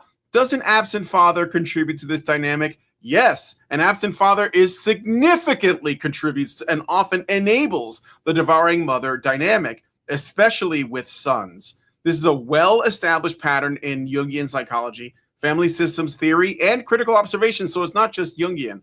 Why the absent father makes it worse? Number one, it creates a vacuum that the mother fills. Number two, it disrupts healthy separation and individuation because fathers teach their children how to be separate from their parents. Like the mom operates on the inside and the dad operates on the outside, if that makes sense, right? Number three, emotional enmeshment, surrogate husband dynamic. An absent or weak father frequently leads to mother-son enmeshment. The mother may turn to her son for emotional support, companionship, validation, or even protection, roles that should belong to a partner. So yeah, that's where mothers get the my little man thing, or they sort of like their sons become a surrogate for a man, and that's why they won't let them go. That because the mother won't allow herself to be on her own. The mother's unmet needs. Many devouring mothers are emotionally hungry due to their own unmet needs, such as loneliness. Present supportive father helps meet those needs, reducing the pressure on the child. So yeah, I mean, you guys get the general sense of it. If there's a man in the house, and by the way, Bryony Claire in this video, I didn't play the clip, but she said that she didn't know her father. So Bryony Claire is herself a product of a fatherless home. There you go. And we don't know the details, but it's probably his fault because, you know, it's always his fault. But yeah. Well, Byrony both, okay, so she basically says that boys were groomed to be reliant, but then also they are responsible for the situation, and it sort of follows like a pattern, right? So she keeps the man-child as a standing object of contempt. He's not blamed as a child and condemned as an adult, with an in-between, the part where the architecture was built without consent, never producing respect. So he's apparently, she doesn't blame the kid, but somehow she condemns the adult, right? Never produces respect for what was done to him. Only a downgrade. The exculpation, I don't, the excuse is extended to the offending mothers, and it's fuller and warmer. It's an understandable journey. Society set the trap for women. What else are they meant to do? And that it's not extended to the men. The men get a 3-role reduction: excused into idiot, promoted to villain, and never restored as a wronged moral subject. So she never really situates the idea that sexually abusing your son is a bad thing for women to do, and also emotionally abusing him. Because I'm not saying that all of these women are sexually abusing their sons, but they're definitely emotionally abusing them. And she never sits with that and says, hey, that's bad. You know, actually women shouldn't be doing that. Notice how she doesn't talk about what women shouldn't be doing? Yeah, that never happens. That's never brought up. Okay, so the exculpatory charge, groomed, manipulate, not his fault, appears when the woman is the target. Actually, this is later on, so I won't go into that. But I will pull out the modality analysis, right? So this is for Bryony's work, where she's actually employing the reading modality and analyzing things based on it. Okay, so boy mom theory: son loves mother more than anyone, daughter as sad cat meme. So that's basically just reading people's intentions, trying to decode the space between what they're doing and what they actually mean. So I'll always be my son's first love, decoded as competition. Possessiveness, grown-up pick-me girl. Define yourself by your relationship to a man. So that's not just her reading modality, like assigning a coordinate to all these women. It's also excluding them from her moral circle. Okay, forced dependency, future girlfriend. Held to the same standard as the mother. So somehow the boy is simultaneously revolves his life around his mother's emotional needs, but the future girlfriend is held to the same standard of entitlement that the boy has for his mother.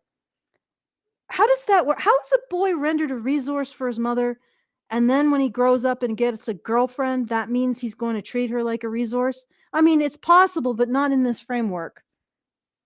Mm-hmm. It's not like all right. Anyway, this is a whole bunch of stuff. Just suffice to say that she is constructing a bunch of inference on very thin information. And let's move on to the next one. As usual. All right, so now there's part 2 of this same series, I guess, where she flips it, and now we're gonna blame men for girl dads. So we did boy moms, and that was men's fault. Now we're gonna do girl dads, and that's also. Should we do you want not to do the other chick, the other Queer one? Kiwi, because it's the same topic. Yeah, so Queer maybe, Kiwi also does a video on boy moms. Okay, we'll do that. Because they all are copying something. I'm pretty sure they're copying each other's homework. Yeah. All right then. Queer Kiwi. Okay. So Queer Kiwi is. Can I just say she's worse than Bryony because her videos are really rambly, and I at least got to give Bryony credit for, I guess, at least having like an outline of lies that she puts together and with clips and stuff. And Queer Kiwi just turns the camera on and starts talking to it, and just like there isn't a lot of useful stuff. But okay, 14 minutes in, we're gonna jump ahead to her talking about the boy mom thing. So is it like 14:37? So here we go. So, yep. Hello. I am wondering if anyone has been able to survive a marriage with a husband who is deeply enmeshed with his mother. My husband and I are in counseling, and he has admitted that there is nothing his mom could do that would make him stop talking to her. She has made up a lot of lies about me and tries to sabotage our marriage since day one. She has messaged people I work with lies about me and showed up to my past workplaces to ask if I was really there. A couple of years ago, she reached out to my husband's secretary at the job, and whatever lie she told her was so bad that his secretary threatened to unalive me if it would help save him from me. His mom is very narcissistic. My husband refused to let me go to the cops, and he never told his job about this. His secretary even showed up to a bar my husband was at with his friends and family one night. Thankfully, I wasn't there. And she was asking around, looking for me to try and fight me. She ended up getting kicked out of the bar for causing a scene, which was reported by a random person to his workplace. His HR asked him if he knew about it, and he said not really. He chooses his own comfort over protecting me. He was overwhelmed and busy at work and afraid to lose his secretary, which would cause him to have even less help. I can confirm there's no infidelity involved. God, this goes on and on. See, this is like her content is like this. All right, Okay. so she tells this story of this crazy woman, and obviously this lady is insane. Like the way that she treats her son. But is Queer Kiwi gonna blame this on the son, on men? I'm sorry, but go ahead, Allison. I don't know. I feel this isn't really passing my sniff test. You mean I like in can, terms of it being like a real? Because yeah, it's like not just a totally real somebody thing, made a but post online. It's totally legit. Why would a woman that lie, Allison? we have all the information necessary to understand this situation. Like, I can understand the mother having a problem with her and making her life miserable, but now she's saying that his secretary also has a problem with her and trying to, like, it's starting to feel like where there's smoke, there's fire. You know what I mean? But I can't tell, and neither can Queer Kiwi. But I'm sure that she's going to. She's gonna infer. That's what women do. They're Okay, when prophets. the sun shines. Okay. Yeah. Let's go. It was her whole life, and then he met me and we moved in together. She hated me for taking away her son. Good Lord. Oh my God. This is such a horrible situation. This woman has been putting up with this for 9 years. Girl, you should not have been putting up with this for 9 years. This is like absolutely, like, I just don't think it's worth it. And this is the thing, right? She acknowledges here, she's like, he is deeply enmeshed. Like, this relationship is enmeshed. And she's recognizing the fact that, like, there's been, you know, psychological, like, manipulation and grooming or whatever that happened within this relationship. Like, he grew up with this woman putting this importance on their relationship and, like, building this relationship like this, which obviously you can feel sympathy for. You can, like, understand that that's a difficult thing. And so you kind of overlook it in hopes that taking him out of the situation, putting space there, like, that's gonna. No, I got a better theory, and I'm going to say that this is her conjecture based on some very flimsy evidence. This woman is genuinely abusive, to the point where other people in this man's life are concerned for him. And the reason why he's not talking about it is because men don't talk about that stuff like that. They just endure it. And 2, she might end up going to jail. There's another alternative explanation that fits the facts, Kiwi. But of course, we're going to go with whatever. Does she get to a point? I want to Does know she where make a she point? lands on this. I don't know. Okay. I don't know. I'm sorry. Yeah, this is like this is why I don't like her content, but okay. Get over it, because he's a good guy. He's a nice person. And, you know, if he just overcame this and separated from his mother a little bit, then everything would be fine. But it's not your job to fix someone, right? Firstly, people aren't broken. There's nothing to fix. It's just Yeah. How do I make this work? How do I, at the one hand, say something that makes sense, but also recognize that, oh shit, I think I just triggered some people in my audience when I said, what do you mean fix someone? What do you mean? No one needs fixing. We're all fine the way we are. Try to dance that. Anyway, let's just keep going. She's just really wishy-washy and doesn't really go anywhere. The thesis of her video is that toxic boy-mom relationships characterized by enmeshment and emotional manipulation have severe negative consequences when boys grow into men. So that's like an acknowledgement of reality. Like, yes, this is true. Yes. I don't think she actually blames men for this. She just goes and like reads these anecdotes and says, oh my God, that woman is crazy. The video argues that these mothers often seek control rather than their son's happiness, leading to dysfunctional adult relationships and significant emotional harm for everyone involved. Well, you have to be careful because if you're using Ivory Mind, it's going to massage out anything that it considers. Well, that's why I got the time codes in case she does. I think it's worth listening. I'm just saying that it's probably not going to be as pointed as Bryony's video because Bryony has a specific agenda and she will try to make it work in every video. But okay. Okay. It's just something that he needs to work on, but it is not your responsibility to like get him to deal with it. It's not your responsibility to try to like heal this trauma and like make him move away from it and help him like recover from this situation. Like, firstly, that is a decision that he has to make on his own and he has to be willing. And it like, I just don't think it is a good thing to do to go into a relationship being like, I'll overlook this thing because I think I can help him move past it. Because sometimes, a lot of the time, that's like not within your capabilities. I think that there is so little regard given to your own person sometimes, right? Like in situations like this, there's obviously this understanding and empathy for her husband and that overlooking of it to be like, he's great in every other way. This is just a part that really bothers me. But oh my God, it just keeps going. Like, okay. She's not going anywhere. Let me cut this down a bit. All right, let me figure out a better place to go because this is this is really difficult. This one is difficult. She's rambly. She doesn't make a point. I can go to I got your time codes. Maybe they'll help. Yeah, go to mine. All right. Which one is it? Is this the actually go? I'll give you the time codes. Yeah, give me the time code and I'll just go to it. Go to 12. Okay, let's go to 11:06. All right. You will have a daughter. You will never love her as much as you love your son. And if that is true, they are both going to know that. And it is going to teach this boy that, like, he is better than girls. He is better than women. It's going to teach these girls that they are not as good as boys, not as good as men. That, like, it's setting up these horrible misogynistic standards, and it is setting up these boys to grow up and then, like, think they deserve things from women. They think that they are owed from women. They think that they are above them and they deserve to receive but not have to give. And these girls will grow up the opposite, thinking that they have to give, they have to serve. And that is not okay. That is not okay. You should never raise children like that. Okay.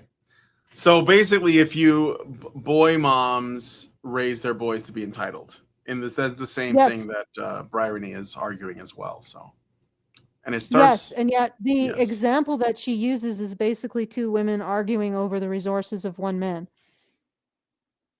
That the one woman is basically saying this man is mine, and the other woman is saying no, this man is mine. That's what it comes down to, and yet that somehow is a manifestation of male entitlement, right? Okay, so I'm going to give you the next one. Yeah. All right, so 12:59. I think that's B, isn't it? No, let's see. Yeah, 12:59. There we go. Of attachment that is really, really hard to break up. And effectively, like, this sort of language and treating a relationship like this is these mothers like grooming their sons into constantly giving them their affection and like creating this relationship where they are easily controlled and manipulated, and they've been sort of brought up that way while being told that it's just love.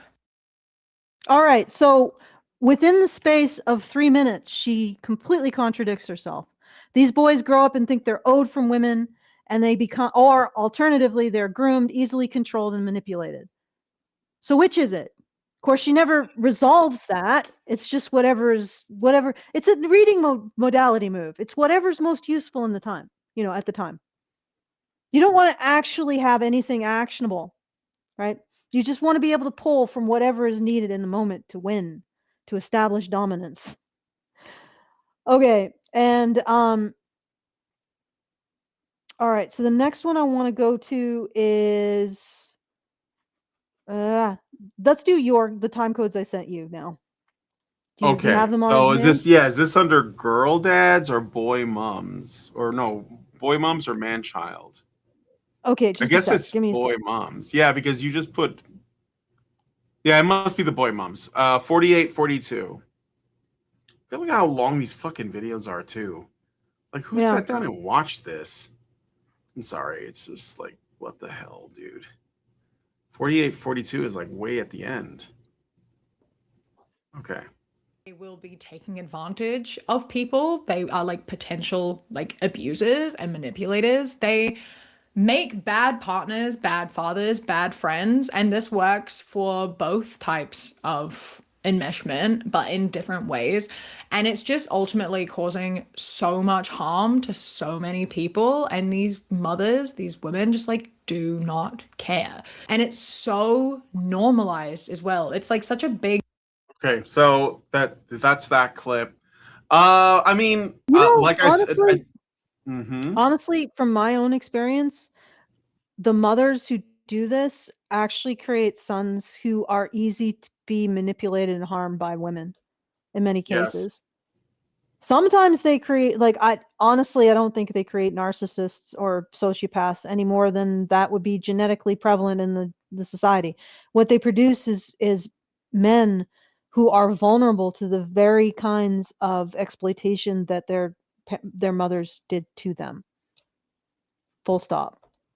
And that's not what Byron E. Claire is saying. She's basically saying that somehow these men should be treated like pariahs because of what their mothers did to them. Yeah, avoided, exiled, Yeah. sent off into the ice flow. Okay, so go to 4634. 4634. Yeah. Who feel as though they deserve the world and they don't have to give anything back.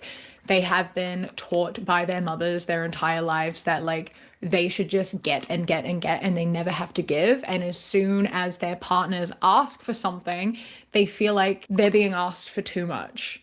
They have been taught that like they are more important than women are. They have by being manipulated and groomed.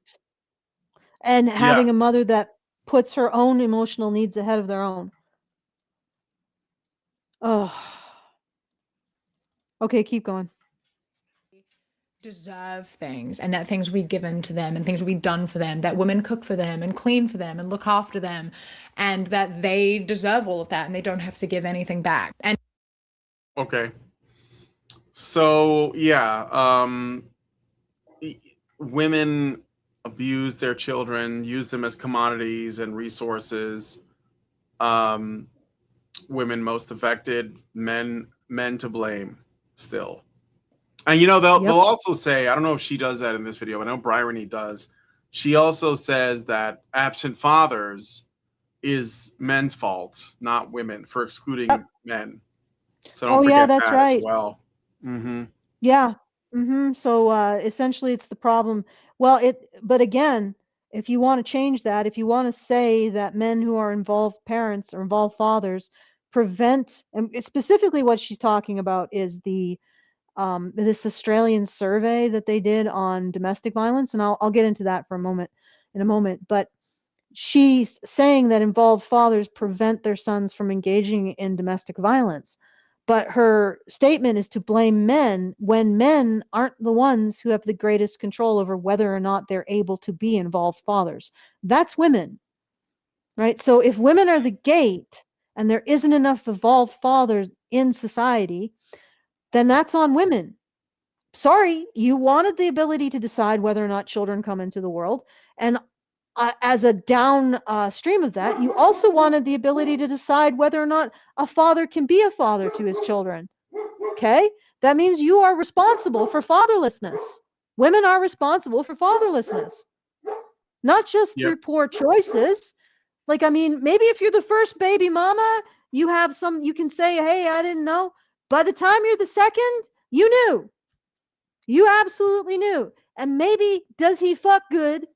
Is that the correct nomenclature? It's do he. It's keep do correcting he it. fuck good? Maybe do he fuck good is not good criteria for the father of your children. Just a thought. Just a thought. Okay? So anyway, yes, if women are controlling the gate of whether or not a child exists and then controlling the gate of whether or not that child has a father, period, then they are primarily responsible for fatherlessness. And I'll be honest, those states that have embraced a presumption of shared parenting or presumption so that men actually have an equal, a likely equal or a chance of equal custody after divorce, they're finding that women are less likely to get divorced. And despite the fact that they're less likely to get divorced, they're happier. Everyone is happier. The children are happier. Fathers are happier. The mothers are happier. They're having more children. But you know who isn't happy? Whose consent wasn't considered? Feminists and divorce lawyers. They're not happy. God knows they're the ones we should all be restructuring society to benefit. So anyway, this particular study found that about 50% of men who said they had an involved father were less likely to report domestic violence. And they got a shocking headline out of it. So 1 in 3 Australian men engages in domestic violence. You know what qualified as domestic violence in this study? If they ever made their partner anxious or fearful. Okay? So They felt violent. If they felt there was violence in the air, and this if was, they smelled violence. Yeah, smells like violence. And this was asking the men to report whether or not they ever made their partner anxious or fearful. So, but the problem is that lumps in, I drove too fast on the highway on my motorbike with, I threatened to kill her dog, right? So it is a meaningless number, right? He could be making her afraid because he has a dangerous job. You know, he could be making her afraid for any number of reasons that have nothing to do with him being the threat. Maybe it's threat to him. Maybe he's saying, I'm going to tell your mother off one of these days, and she's like, don't do that. You know, that kind of fearfulness, right? Yeah. There's no qualification, so it's meaningless. So the actual number is 9% of men admitting to using violence against women, and of that number, we don't know how many were subject themselves to violence. So this entire statistic doesn't even ask women, of course, right? Because if you ask women, you might actually get a similar number. So that's what Australia is doing. They're just not asking women, or they're rearranging their methodologies to ensure that men don't respond, right? And they're doing what's really fascinating about the Australian DV industry, big DV in Australia, is they're changing their methodology, but they're doing it in a way that actually makes it worse for everybody. It's like they're calling people up and they're saying, okay, does your partner beat you? And then they're like, well, how many times? Can you describe every single act? I want you to visualize it. Now just get back in that moment. What did it feel like? Yeah. Tell me the details of the rape. Yeah. And I'm like reading this methodology and I'm like, okay, so you're basically traumatizing people, and I know exactly why you're doing it. Because you know that the first, like the question, you see, ask a man, has your partner ever hit you? He might say yes. But once you get to the 6th question of, can you visualize in great detail what she did, what object, and you've lost them. He's like, goodbye. And that's why they do it. Because they want to make sure as few men as possible complete their survey. I'm not giving these people the benefit of the doubt anymore. I know how they operate. But at the same time, they're ensuring that their surveys are 1, traumatic, and 2, actually don't capture women's rate of domestic violence either. But they don't care about that because they're getting the numbers they want. And this is one of the numbers that they want. That's why they did not ask women. And the actual definition of violence in their survey, any person, you pull someone off the street and you said, is this domestic violence? They'd be like, what? No, because they want to get that big, fat, juicy, money-spinning number. 1 in 3 Australian men. This is such despicable crap. Okay. I'm done. Let's finish off the Kiwi. Yeah. And Okay. she's not Australian. Well, though. that's that? No, she's New Zealand. Whatever. She's from the Shire. Down under. She's from The Shire. Mordor. So what's the what's the next time code? Because I think that might be it. We've done 3 or 4 Well, she of hasn't. hers. She's sourcing her conclusions with an anecdote. Do you want to go through the anecdote? Because apparently there was an argument between a husband, a wife, and a mother-in-law. There was a clip from like a Mama's Boy show. Oh, you're talking about that thing we were like what we were listening to before? No, I'm not. Okay, so the full sequence, it's a long sequence, but it starts at 37:26. All right, 37:26. Oh yeah, okay.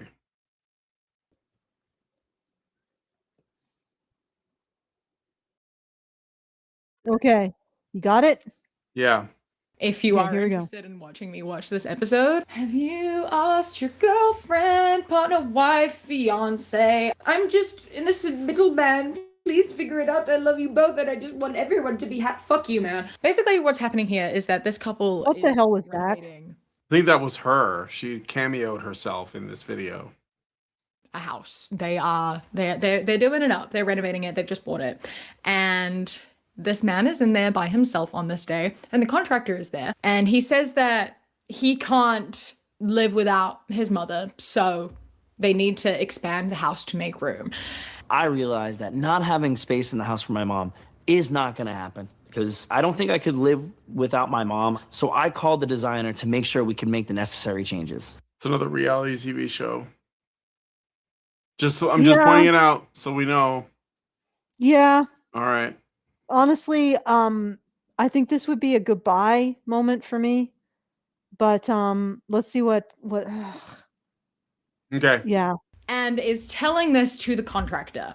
And his wife isn't there for this conversation. I was watching this like, did you inform your wife that this is something that's happening? Did you tell her that you were going to ask to presumably spend thousands more? Okay, does he mean like a place for his mother to live or just visit? You know what? This doesn't prove anything. This is just more real world. What is that called? Life drama? The genre. What is this genre again? Brian, What what's genre? the genre? Reality TV? What are you Reality talking about? TV. Yeah, this is just slop.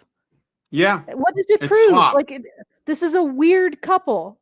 It seems like it's useful for people like her to make content in order to warp the minds of women. I don't know, or justify their already pre-existing bigotry and narcissism. I don't know. Yeah. Okay, I don't know. Just, This is like weird. yeah, well, we can go through this entire sequence if you want, or we can move on to the next one. Guys, this is just basically reality TV slop that she's using in lieu of actual evidence of anything. I say we move on. All right. We don't need to encourage this behavior. Let's move on to the next video, you mean? Or Yeah, next video. Let's just do okay. it. All right, next video, Bryony Claire, Girl Dads. So we're gonna do the other side of the coin. The flip side of the bullshit, where she is going to also blame men for girl dads. All right, so let's see. I'll play a bit of the intro so we have like a little bit of the groundwork, and then it'll go right into the first time code. Oh, I got another super chat. So I got a super chat from Official Rev Trad for $10. Thank you. Off topic, he says.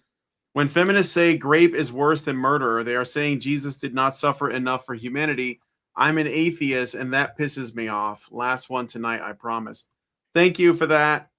I mean, it's only worse than murder when they think it happens to women, and that's also using their extremely broad definition of the word, because it really could be anything. I don't know if you guys have you seen the Indian feminist ads about what rape is, but it's everything. It's like somebody cutting in line. So at the bus stop, that's rape. Okay. So anyway, let's listen to Bryony again. Girl dads. Oh my God, you look just like your dad. You guys are twins. Girl dads. Yes. Girl dads. I'm still all alone. Girl dads. They ask you how you are, and you just have to say that you're fine when you're not really fine, but you just can't get into it. Girl dads. It says there's a T-shirt that says "No boyfriend until 2041." Okay. And although she does have a very nice figure, I've said that if Ivanka weren't my daughter, perhaps I'd be dating her. You know? Stop it! Oh, it's so weird. Stop You know it. what? You are sick. Yeah. Do I look suspicious? You look grotesque. Actually, I feel like this was the payload for the entire movie or video. What? Well, that, like just saying something about Trump. Oh, for sure. Of course. Well, it's lashing out in that general direction. Mm-hmm. It's like I've always said, Trump is just the effigy that they're attacking. He's the Burning Man. When he's gone, it's going to be somebody else. It doesn't matter. It's like Andrew Tate. If Andrew Tate died tomorrow, they would just find somebody else that would be the face of the manosphere, and they would just reference that person forever. Because they're just attacking their concept. The icon. They're just iconoclasts. They see something that they deem an evil icon, and they attack the icon until it's destroyed, and then they attack the next icon. I wonder if they like take resumes for the next Andrew Tate. They interview him. Probably have to find out what's going on with the USAID. Are you going to be an Andrew Tate or a the Hassan SPLC Piker? money is running out, so they got to do some grassroots shit this time. Yeah, exactly. All right, let's hear what she has to say. All right. Now we're in the first time code here. If you can believe it. Am I worthy of being pursued? It must be enforced by the father, the man in their life. If they do not get that reinforced by their father, they will go outside the home to get the answer to that question. What's the daughter meant to think of this? Wait, Bryony, shut the fuck up.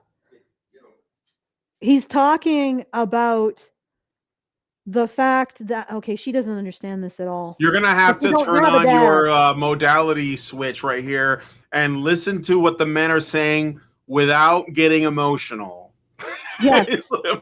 So what he's saying is that a father models what a man is like, right? A custodial man.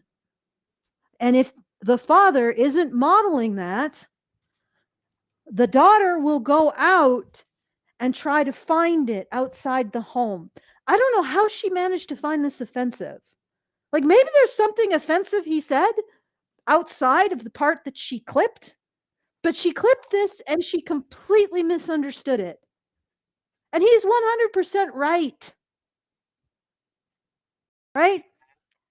If there's no father in the home, guess what happens?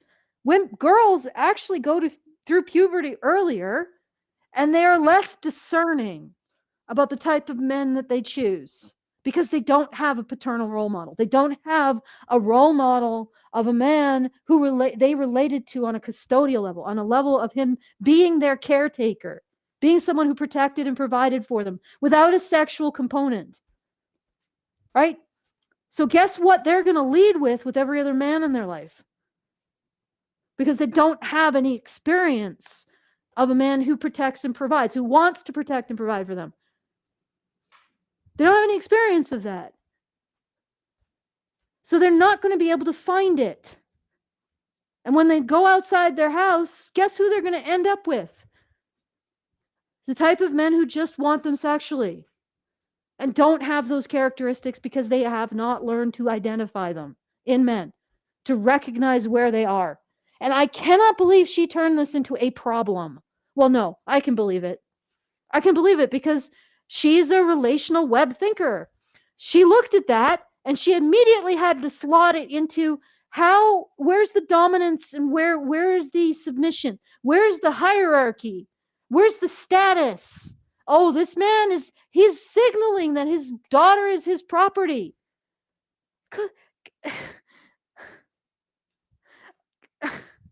Is her husband her property?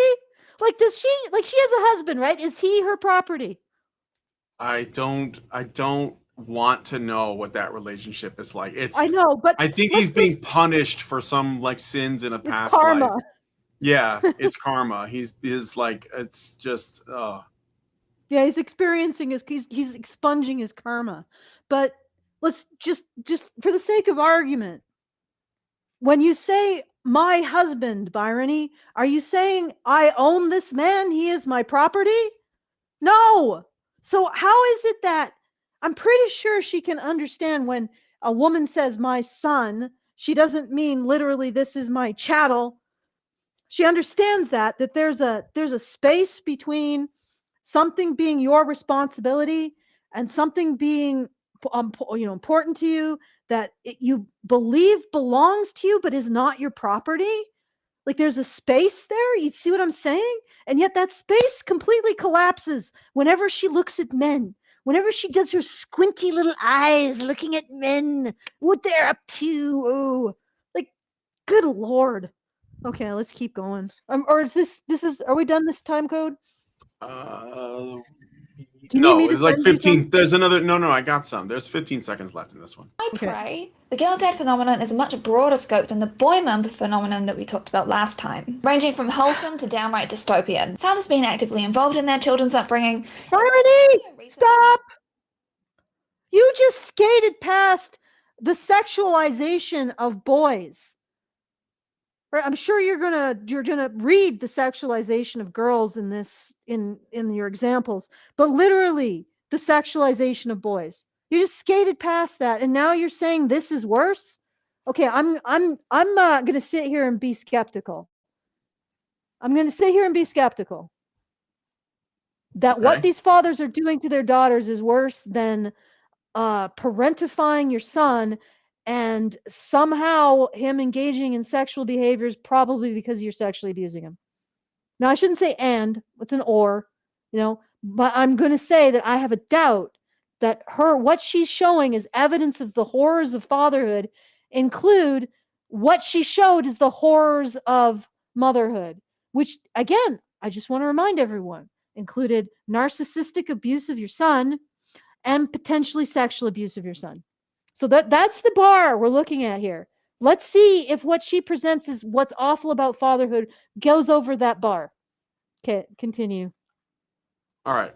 And we've gone from children being seen and not heard to then, hey, it's your responsibility too. Fathers' roles have historically been more about securing his property. Boys are best, as I've talked about before when it comes to gender reveal. Girls are to be married off well, and as her father, you play a key role in that. And the way to get a girl married off is to ensure her purity. It's so easy for a girl's reputation to be ruined, which reflects on you, dear father. Girls just carry a lot of responsibility. Hell, just look at the discourse happening around Olivia Rodrigo at the moment.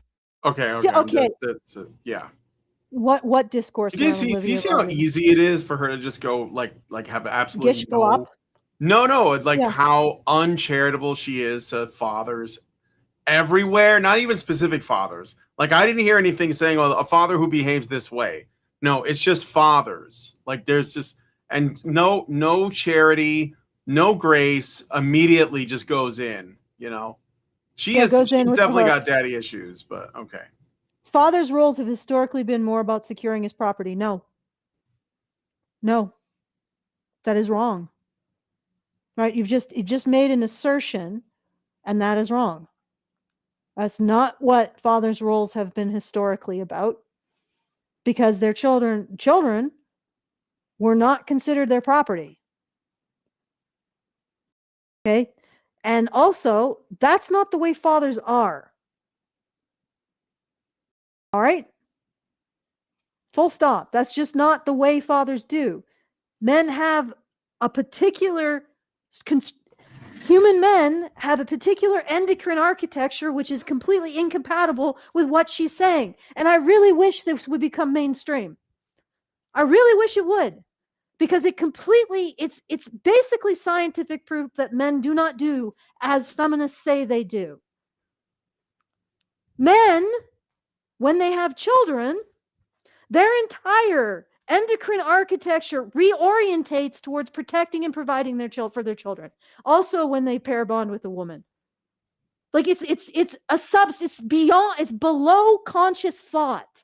This level of reorganization, unless it's a situation where the child is a result of some kind of reproductive coercion, in which case you're interfering with that by applying a whole bunch of trauma to the man, which that's another category entirely, also women to blame for. But talking about healthy father-children bonds, architecture reorientates towards protecting and providing. Go look, and this is something I like to bring up, go look at those videos of a father neutralizing the object moving fast towards his child, and the absolute state of his reflexes. It's like Spider-Man, right? And you know why? Because on a level below conscious thought, he is monitoring the entire environment for potential threats for his kids. Now, some things can interfere with that, of course, but generally that's the case. And that's why his reflexes are so fast, because it doesn't root through the cortex. It's entirely limbic. It's not moving up to the cortical layer. Those reflexes are so fast because he's been attending to this on that level. And that means that his kid's safety registers higher in his hierarchy than his own. And she's coming out with this bullshit. Just because you didn't have the father, Bryony, that actually makes you the least, you have the least position to actually talk about this issue, because you have no direct experience of it. Anyway, I just wanted to point this out. There's no way that men whose entire being is reorganizing to the protection and provision of their children treats them like property, even if that's legally the case. Even if I allow for feminists to say, oh yeah, I'll cherry pick law throughout history, and look at this. Okay, even if I allow that, the law doesn't change biological reality, as we are finding out. Right? It just doesn't. So there's no way fathers, they can. There are bad fathers. There are narcissistic and sociopathic fathers. Don't get me wrong, they exist. But we're talking about the average father. Even if this was set in law, that's not how he's going to be acting de facto in reality. Unless, of course, he's a sociopath, a narcissist, or has some kind of serious trauma. But these are edge cases. They don't describe the average man or the average father. Okay, let's keep going. Yeah. All right. So next time code. Here we go. Stuck around. I just want to talk to him. I just want to shoot him. I just want to talk to him. You can't shoot him! Wait, what? The protective father who's comically intimidating to any boy who wants to date his precious little princess. Fathers are protectors like Jake. I'm gonna be the best dad ever. And you see this trope pop up all the time in girl dad content, and most of it's meant to be well-meaning, if sometimes a little bit creepy. He's staring at his daughter and her boyfriend kissing, and then her boyfriend notices it and makes a big joke out of it. They're literally making videos for social media. They're skits, and she's like, "Oh wow, that's really happening, guys? Be weirded out by it because it involves men. How dare men get involved in doing little comical sketches?" I bet that the boyfriends were like participating in it because the dad was kind of checking them out. They probably know each other very well. They're probably very well acquainted. They know each other's families. They're like, let's do this. This will be funny. Let's do this. Let's make fun of it. And granted, you could argue that it's still kind of like a misandrous position that, men are dangerous to girls and that they're doing this kind of like tradcon thing. But Bryony Claire still thinks that it's a patriarchal problem because it oppresses women. So, it's really interesting that she does, because this is literally a man. If it was patriarchy, wouldn't he be like, yeah, go have sex with my daughter and make sure to leave the next day? Because that's what's right for you. Like, because, the father wants to prioritizes the random man and giving him access to his daughter. He doesn't care. He's done what patriarchs do, which is benefit other men. Right? Wouldn't sexual access to his daughter, no strings attached, benefit this other strange man? Why does this patriarchal father care about his daughter's benefit? Why does he care that he wants to have his daughter to have a partner that's going to stand by her, and take care of her during pregnancy and lactation? Why would he care about that when he's a patriarch who only cares about the other man's benefit? In fact, why is he even in the family at all? If all he cares about is sex, right? Why is he even there raising his daughter? So many questions. Like this, and this, honestly, I think, again, when I said that she doesn't have a father, and hilariously, that man pretty much put his finger on what happens when women don't have a girl doesn't have a father. Bryony's doing the thing. She's reading sexuality into this. I said that when a daughter isn't raised with a father, she does not recognize custodial care. She only ever sees things. The only way she relates to men is sexually. That's what Bryony's doing right here. Right? She's doing the thing that guy said. Well, she didn't quite say it. I extended what he was saying about girls looking outside the home. What are they looking for? What is their tool for looking? It's their sexuality, right? And they don't experience a man who is concerned about them on the level of platonic care, not sexual care, right? These fathers care about their daughter's well-being on a non-sexual level, right? They're not rivals for her boyfriend, with her boyfriend. They aren't in a rivalry with him. They are concerned that he won't necessarily step up when she needs it. Now, you can say that's misogynist, it's an old school thing, but it's not sexual. And she's reading sexuality into it because she didn't have a dad. There you go. All right. That's right. All right. There's about few seconds left in this one, about 20 seconds. He's interrupting his daughter and her boyfriend at the beach and fully inserts himself in to kick the boyfriend out of the way. When your daughter brings her boyfriend over and her dad is heartbroken. Every teen girl dad's worst nightmare. Wait, your worst nightmare is a nice boy bringing over gifts for her, asking her to be his Valentine. That's your worst nightmare? Even teen girls will tell you that's definitely not their worst nightmare. Of course. Let's talk about something else. Women are scared. How does that work? I know how it works.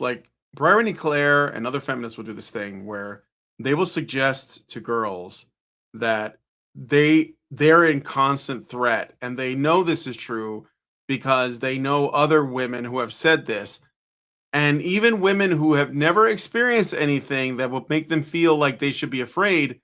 If enough women say that there is cause for it, they might start to feel it.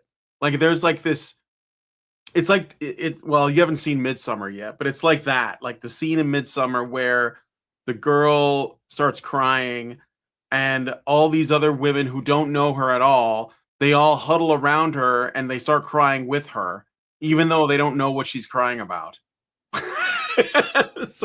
And they all start, and it's this really creepy scene where they all start crying together in unison. And that's only making her, the person who was originally crying, cry more, because now there's all these other people that are getting in on it, all these other women that are doing it.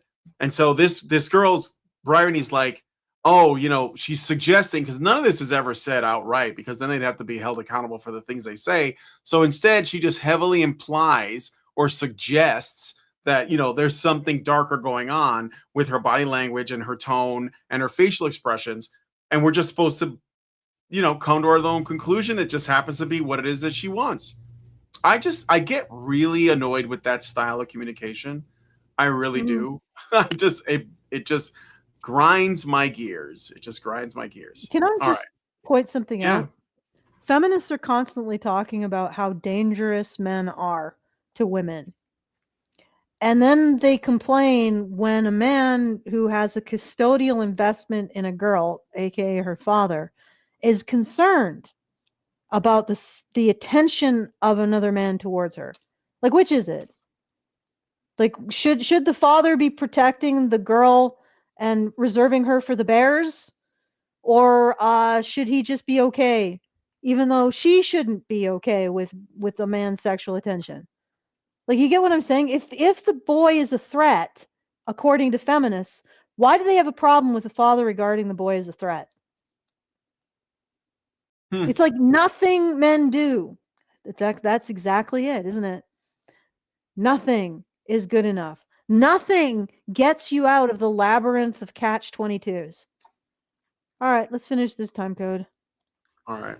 I think that's the end of that time code. Yeah, so well, there's like 3 seconds left, but I think we know where this is going. So let's just jump ahead to 5:31. There we go. Says who? Calvin Klein. It looks like underwear. Go upstairs and put something over it. Anything happens to my daughter, I got a 45 and a shovel. I doubt anybody would miss you. But as all things linked to patriarchy, it's about protecting certain kinds of girls, like I've talked about when it comes to Jeffrey Epstein. You wonder why... Yeah, your daughters. Yeah, certain kinds of girls like your daughters, right? Yes. Well, Yes, do these Barney, people want to eliminate distinctions between a daughter, a wife, and just women in the abstract? Are they trying to eliminate those distinctions? Is that why they're doing this? Do you know what I'm saying, Yeah. Allison? Yeah, I know what you're saying. Okay, I mean, so if fathers you can't- prefer the women closest to you, that's kind of like treating them like a kind of capital, which has to be dismantled. And what you should be doing is caring about all humans the No, same. space rocks. Oh yeah, space rocks and No, bacteria. you can't care about all humans the same. You have to care about categories. No, yeah, That's true. that's some capitalist far right talk there, Brian. All humans? No. That's almost like you're saying you care about a person who happens to be trans. No, you have to care about a trans. And you know, a trans, the category. Does that category apply to only people who agree with you, right? But so you have to care about an abstraction. So these men can't care about the women they can actually help. That's patriarchy. You're right. They have to care about women as an abstraction, which means, get this, guys, you notice what she's doing?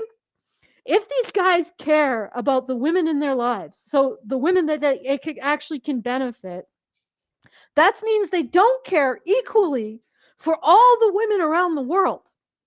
So a man is being a patriarchal bastard if he takes care of the women in his life and doesn't take care of the rest of the women in the world. Right? He has to equalize his care between them. And if he doesn't, if he actually cares about the women he can care about, then he's bad. Then he's toxic masculinity. Do you see what she's doing? So guys, stop caring about the women in your life unless you can care about the women in your life equally to all the women everywhere ever. And if you do care about the women in your life, that's toxic masculinity. Because you can't do that unless you gotta bring gum for the whole class, guys. Otherwise you don't get it. God damn. So she's basically just argued men out of any kind of concern for women that they can actually have concern for. Did you see that? Yeah. I think she's jealous. I honestly think that she looks at these men and she didn't have a father and she's like, how dare these girls have the benefit of a father? How dare they have something that I didn't have? How dare they have a resource that I didn't get as a girl? Those men, I'm going to shame them for caring about their daughters and not caring about every other girl in the world equally to their daughters because I didn't get that when I was a child.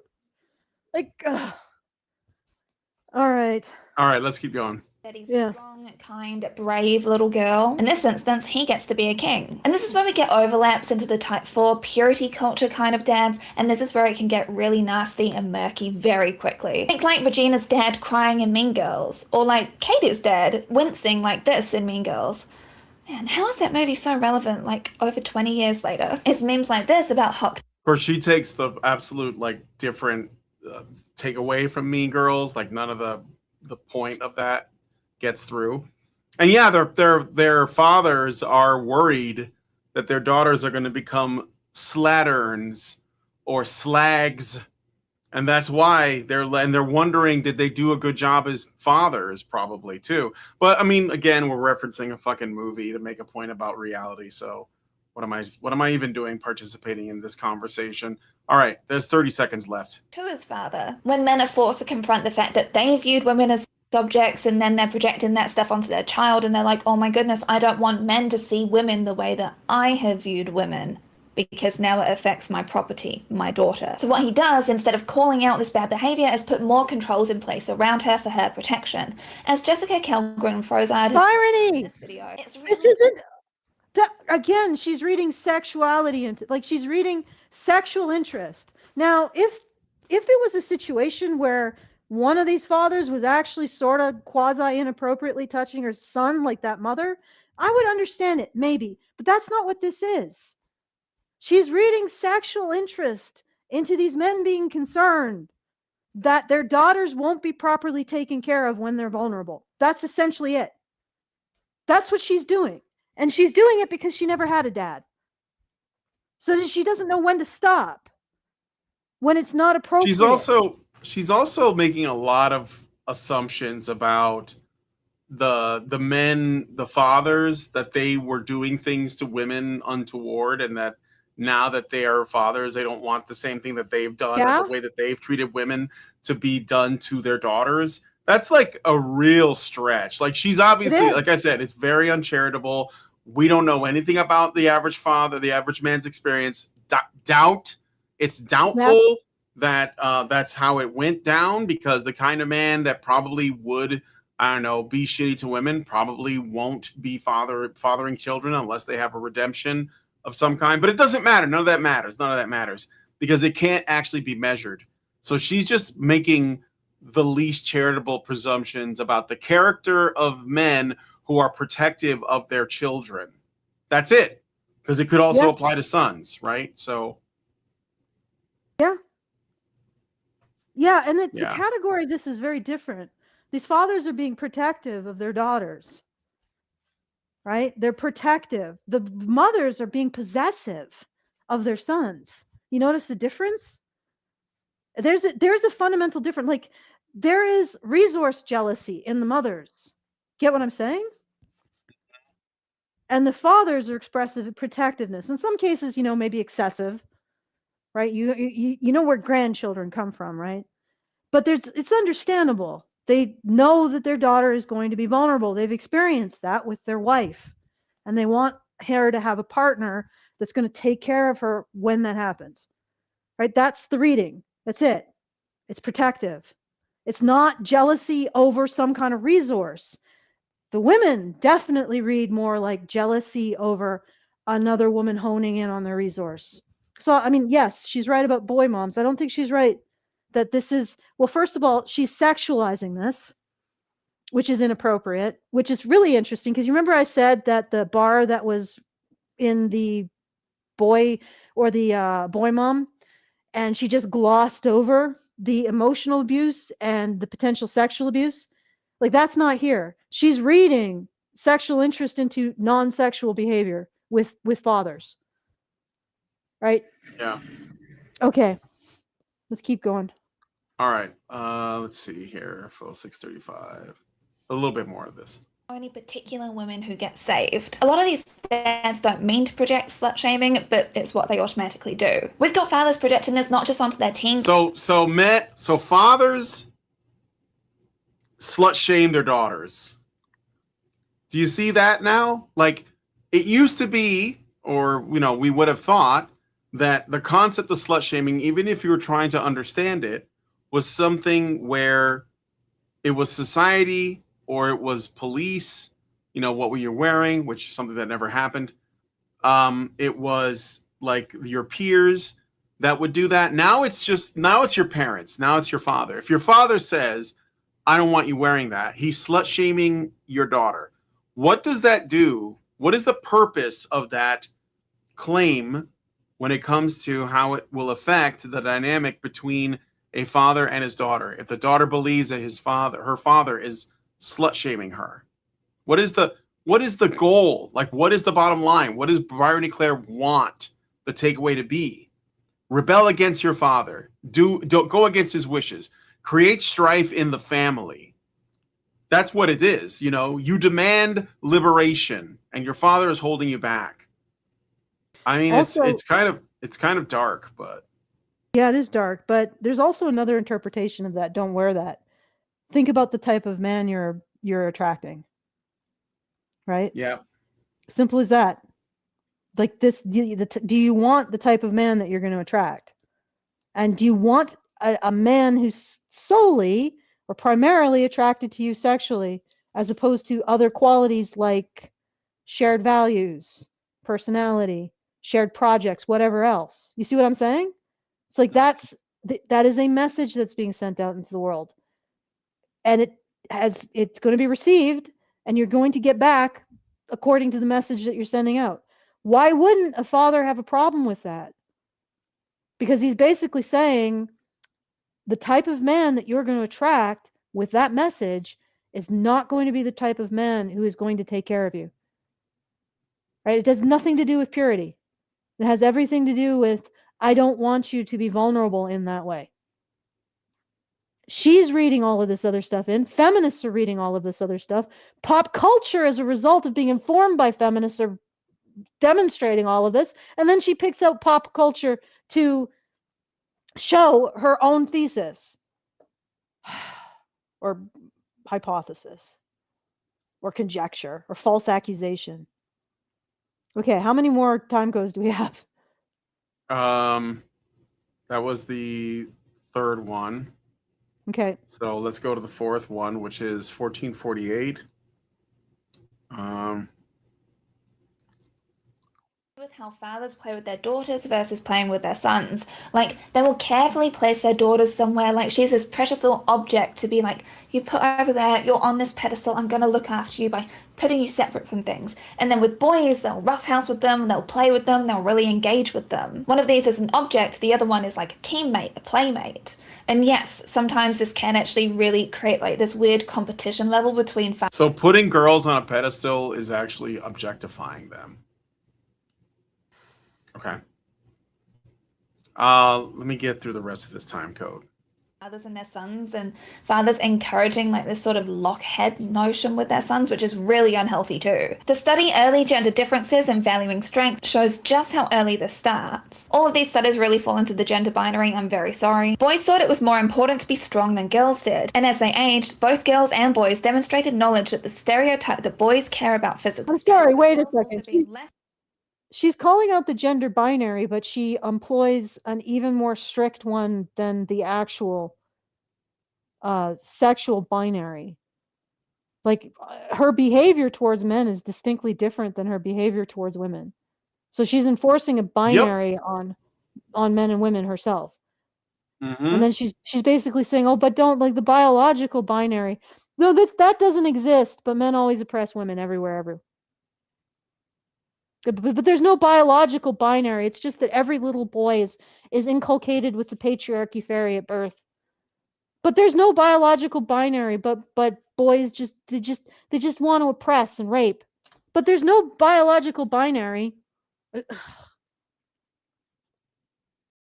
No, there's no biological binary. It's just that men are bad. God damn. Okay, let's keep going. All right. Well, let me see here. 36. That's the end of this one, so I'm gonna jump to the last time code because I'm already at the end. So 36, 32. Well, I'm getting better at hitting the end. Yeah. Let's go here. know if you want that. Children got to be free to lead their own lives. Oh, you thought I wasn't going to reference one of my favorite Disney movies here? A couple of my patrons raised a really interesting Grow up, Ryrony. You're a fucking adult. point on this whole boy mums and girl dads issue. If we categorize girl mums and boy dads, we'd be talking about roles being preserved, but girl dads who love dressing up their little princesses, or boy mums chanting boys will be boys over again, gazing wistfully. As a trans person, that feels kind of trans to me. Like, we live in a world with a lot of gender variance, and I can't help but wonder if this is sometimes an expression of She's trans? dysphoria. People get that. Yeah, this is trans now. Okay, but she's trans? No, I think she's reading somebody else's, or maybe this is what she's saying. I don't know.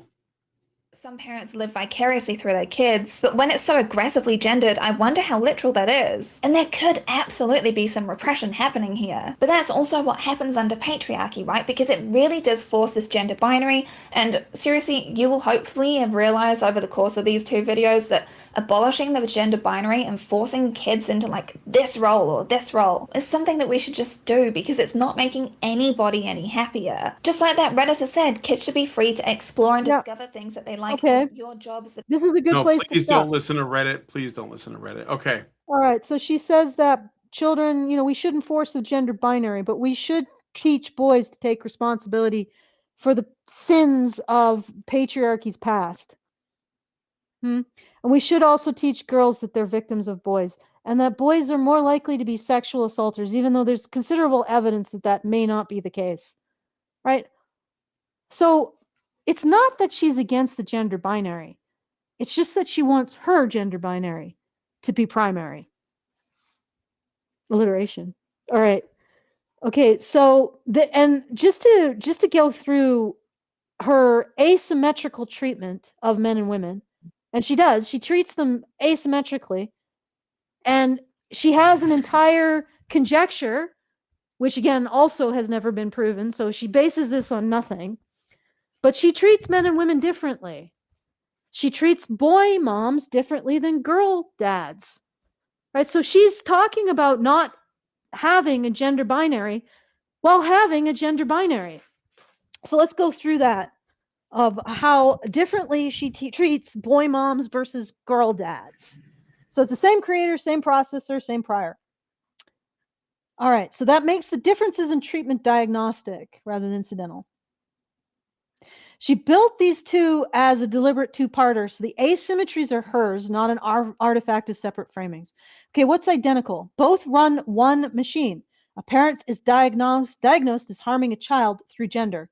A type taxonomy organizes the offenders. Cited studies are layered on. Everything roots to patriarchy, the binary. So if every proximal, like everything roots back to patriarchy, how can she say she's not enforcing a binary in her own thinking? Of course, she's justified because her binary is based on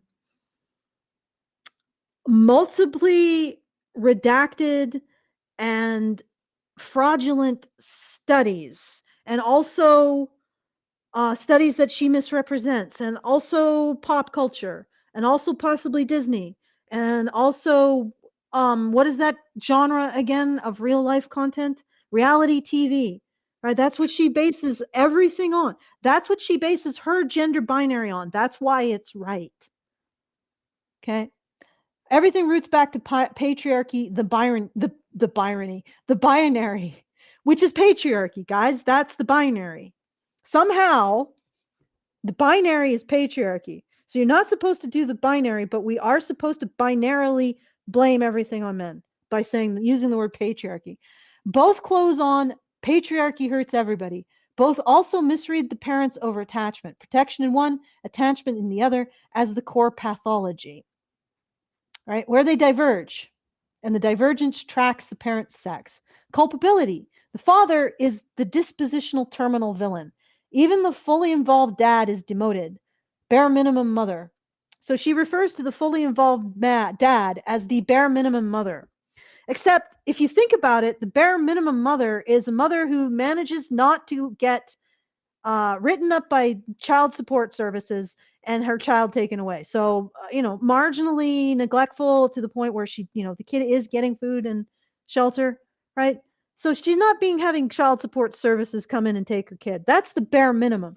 And she's ascribing that to all of these dads, even if they're fully involved. And she's doing so because she doesn't have to recognize that the fully involved dad is a counter example to her thesis that dads are bad. Right? Now he isn't fully involved. He's just doing the bare minimum. So therefore he's still bad, even though he probably isn't. The contempt has no exit. The boy mom is the strange structural offender, over controlling a child via gender, except in this case, it's not. The men are protective. The women are possessive, but gets the exculpatory treatment the father never gets. Understandable journey. We've set up this trap for women. And Bill Hooks, any gender can uphold patriarchy, plus single mothers are often most brutal, which demotes her from origin to conduit. So the possessive mother who has parentified her son or infantilized him as an emotional resource is a victim of patriarchy too, yo. Her agency is surfaced and then dissolved into patriarchy operating through her. The father's agency is never dissolved. It is the whole indictment. So again, she says, let's not use a gender binary. And then she uses a gender binary. Rules for thee, but not for me. Did you want to say something to that, Brian? No. I think that you basically covered it. Okay, I said everything I wanted to say during the show, so. Okay, motivational attribution for the same behavior. Father overattaches, read as power and entitlement. He owns her, property, dominance. And yet I would also argue it's not overattachment. It's just a desire to protect in the context where he has first-person experience of the vulnerability caused by pregnancy and lactation. Like he knows that women become vulnerable then. He knows his daughter is going to become vulnerable then. He wants to make sure that the man she's with is going to take care of her when she's vulnerable. Simple as that. It doesn't have to be about property dominance or overattachment. But let's compare. Let's assume that the father is overattaching. When the mother overattaches as compared to the father, it's read as deprivation and powerlessness. She has nothing else. Society denied her everything. She's clinging. She's a victim of putting men, including her son, first, centering him. Identical controlling behavior. I would argue that, but let's assume it for the sake of argument. His is privilege expression. Hers is victimhood expression. The frame assigns opposite motives by parental sex. Status of the child. The daughter is a terminal victim. Harm flows father to daughter and stops there. There is no, this produces a woman who harms men vector. The son is an intermediary vector. He's harmed, groomed, starved of affection, but the title is man-child pipeline. The output is a defective man, and the man's defect is measured as harm to women. So the daughter's suffering is the endpoint. The son's suffering is instrumental, mattering because of what it does to women downstream. The female child is the point. The male child is the conduit to the real female victim. And again, guys, don't do the gender binary. Byron has told you to stop doing that. Do it her way. Fathers lose in both videos on opposite charges. Girl dads, father's presence equals control. Boy moms, father absent or cold equals patriarchal fathers that cannot love their sons. Presence is domination or absence is neglect. No father configuration clears. The mother, by contrast, draws sympathy. The father never draws in neither video. The emotional register confirms it. Towards the father, creep, predatory, mockery. Towards the boy mom, this makes me feel sad. I feel for those women. All right. Both videos name an outgroup and perform concern for children, but the female outgroup, boy moms, is readmitted through the exculpation. It's readmitted through the struggle session. The male outgroup, fathers men plus named individuals, Trump, Mike Johnson, is not. Female membership in the in-group is recoverable on a sympathy clause. Male membership isn't. The boundary is mobile for women, fixed for men. But don't do binary, guys. That's bad. Okay. Now, one analytic engine, the valence set by the sex of the parent in frame. Father equal agent, terminal villain. Motive read as power, child below him is a victim. Mother equal conduit, provisional villain, motive read as deprivation, child below her as a casualty whose damage matters chiefly for the women it will later cost. Does Byrony really reject a gender binary? I'm asking Punished Claude, and this will be the concluding statement. Does Byrony really reject a gender binary? Does she really? No. Okay, no. The Okay, I stated got a posi- super. Oh, I'm sorry. Go ahead. No, the stated position and the operating position contradict each other. Stated, she repeatedly says the goal is to abolish the binary. Abolishing the gender binary and forcing kids into this role or this role is something we shouldn't do, just shouldn't do. Kids should be free to explore.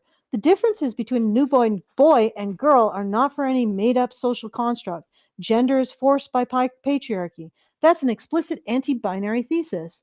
The categories are constructs. Drop them. Operating. Almost every analytic move she makes requires the binary to be real and load-bearing. The entire two-parter is organized by the binary, girl dads and boy moms as natural kinds, each producing sex-typed outcomes. Entitled sons, devalued daughters. You can't build a theory of how raising a son differs from raising a daughter without treating son and daughter as staple categories. The harms are sex index and non-interchangeable. Daughters get devaluation, sons get entitlement plus grooming. If the categories were constructs to be dissolved, the harms wouldn't sort cleanly by sex, but her whole causal story depends on them sorting that way. She asserts the fixed group psychology. Men are dispositional villains. Patriarchal fathers can't love their sons. Women are conduits drawn into patriarchy. These are claims about what male and females as classes characteristically do. That's category essentialism about behavior. Run on those same two boxes she says doesn't exist. The contempt itself is binary dependent. Bare minimum mother only works if mother names a real category with a defined floor. The praise is surprise towards involved fathers only works if father carries a real baseline of 0. Both moves require the categories to be solid enough to index a standard to.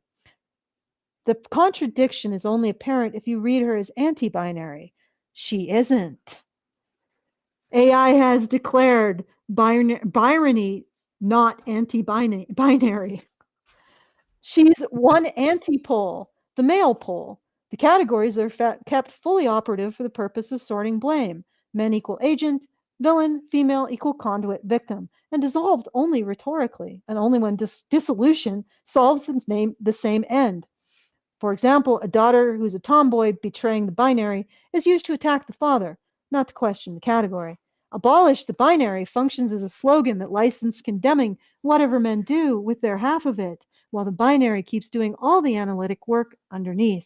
A genuine binary rejection would have no girl dad and no boy mom as kinds, no sex-sorted harms, no class-level claims, no class-level claims about what men are.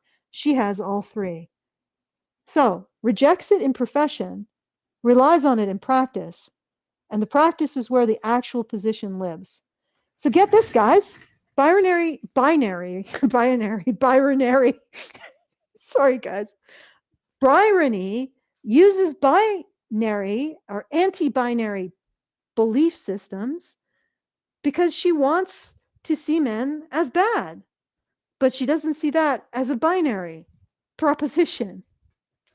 There you go. I'm done.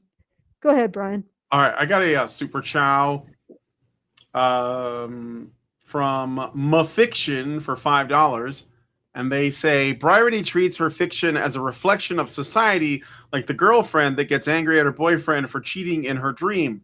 Women can't separate fiction from reality. Can she even glean the truthful parts of fiction that correctly capture the people's personalities and their relations to each other? Her social web mode of thinking is busted. Thank you for the super chow, Mafiction. Hello, special chat people. This is not schizophrenia. We're just talking about stuff. Maybe try listening and, instead of like ranting over here and calling it whatever, or just keep doom scrolling. I'm sure that's good for your mental health. I'm sorry. Go ahead, Allison. I think you missed Richard Bier's other when women say they choose Oh, the yeah. bear. He said when women say they choose the bear, this is the bear that they visualize. And then he sent an image that I cannot share. But trust me, it's relevant. I don't know that it's a good idea to send images because I can't put them on screen. So Maybe we or should. rather, Maybe we should. I could, but it'd be a pain in the ass, and I don't want to. Maybe we should make that more easy somehow. Wonder if there is a way. All right, so we went through these 3 videos. Are you not edified? Yeah. Are you not entertained? Are you not entertained? Well, we have addressed the elephant in the living room, which is these are incredibly popular creators with women. Yep. That much is true. And that's I not weep going for to my change. text. It's not going to change. We're just going to need patriarchy, guys. I'm basically, we need patriarchy now, and it's got to go hard. And we can't let women have a say. It's just going to happen. That's just where I'm at. That's where my head is at. Let's do it. Let's just do patriarchy. Let's do it right. Let's do it well with healthy, masculinity, but definitely we need it. Because women are not going to fix this. I mean, they should at least be warned that it's coming. So they can take precautions, but I can't trust them to fix it. Brace for the coming of patriarchy. Brace for impact. Get into the position. Grab your ankles, ladies. All right. Assume the position. Okay, so if at any point after the show is over you want to send us a message, feedthebadger.com/justthetip is the way that you do that. And just share your thoughts with us. Once again, that's feedthebadger.com/justthetip. And if you want to support the show, that's feedthebadger.com/support. If you want more information on anything I've talked about, reading modalities, moral circle, endocrine architecture, I don't think I covered threat narrative, but we did do a swap genders analysis on Byron E. Claire, which is always fun. If you want any more of that from me, BadgerNation.online until I figure out an email group thing. All right, back to you, Brian. All right. Well, if you guys like this video, please hit like, subscribe if you're not already subscribed. Hit the bell for notifications. Leave us a comment. Let us know what you guys think about what we talked about on the show today, and share the video because sharing is caring. Thank you guys so much for coming on this episode of Maintaining Frame, and we will talk to you guys in the next one. Men's rights activists are machines, dude. Okay? They are literal machines. They are talking point machines. They are impossible to fucking deal with, especially if you have a couple dudes who have good memory on top of that too. Holy shit, you're fucked.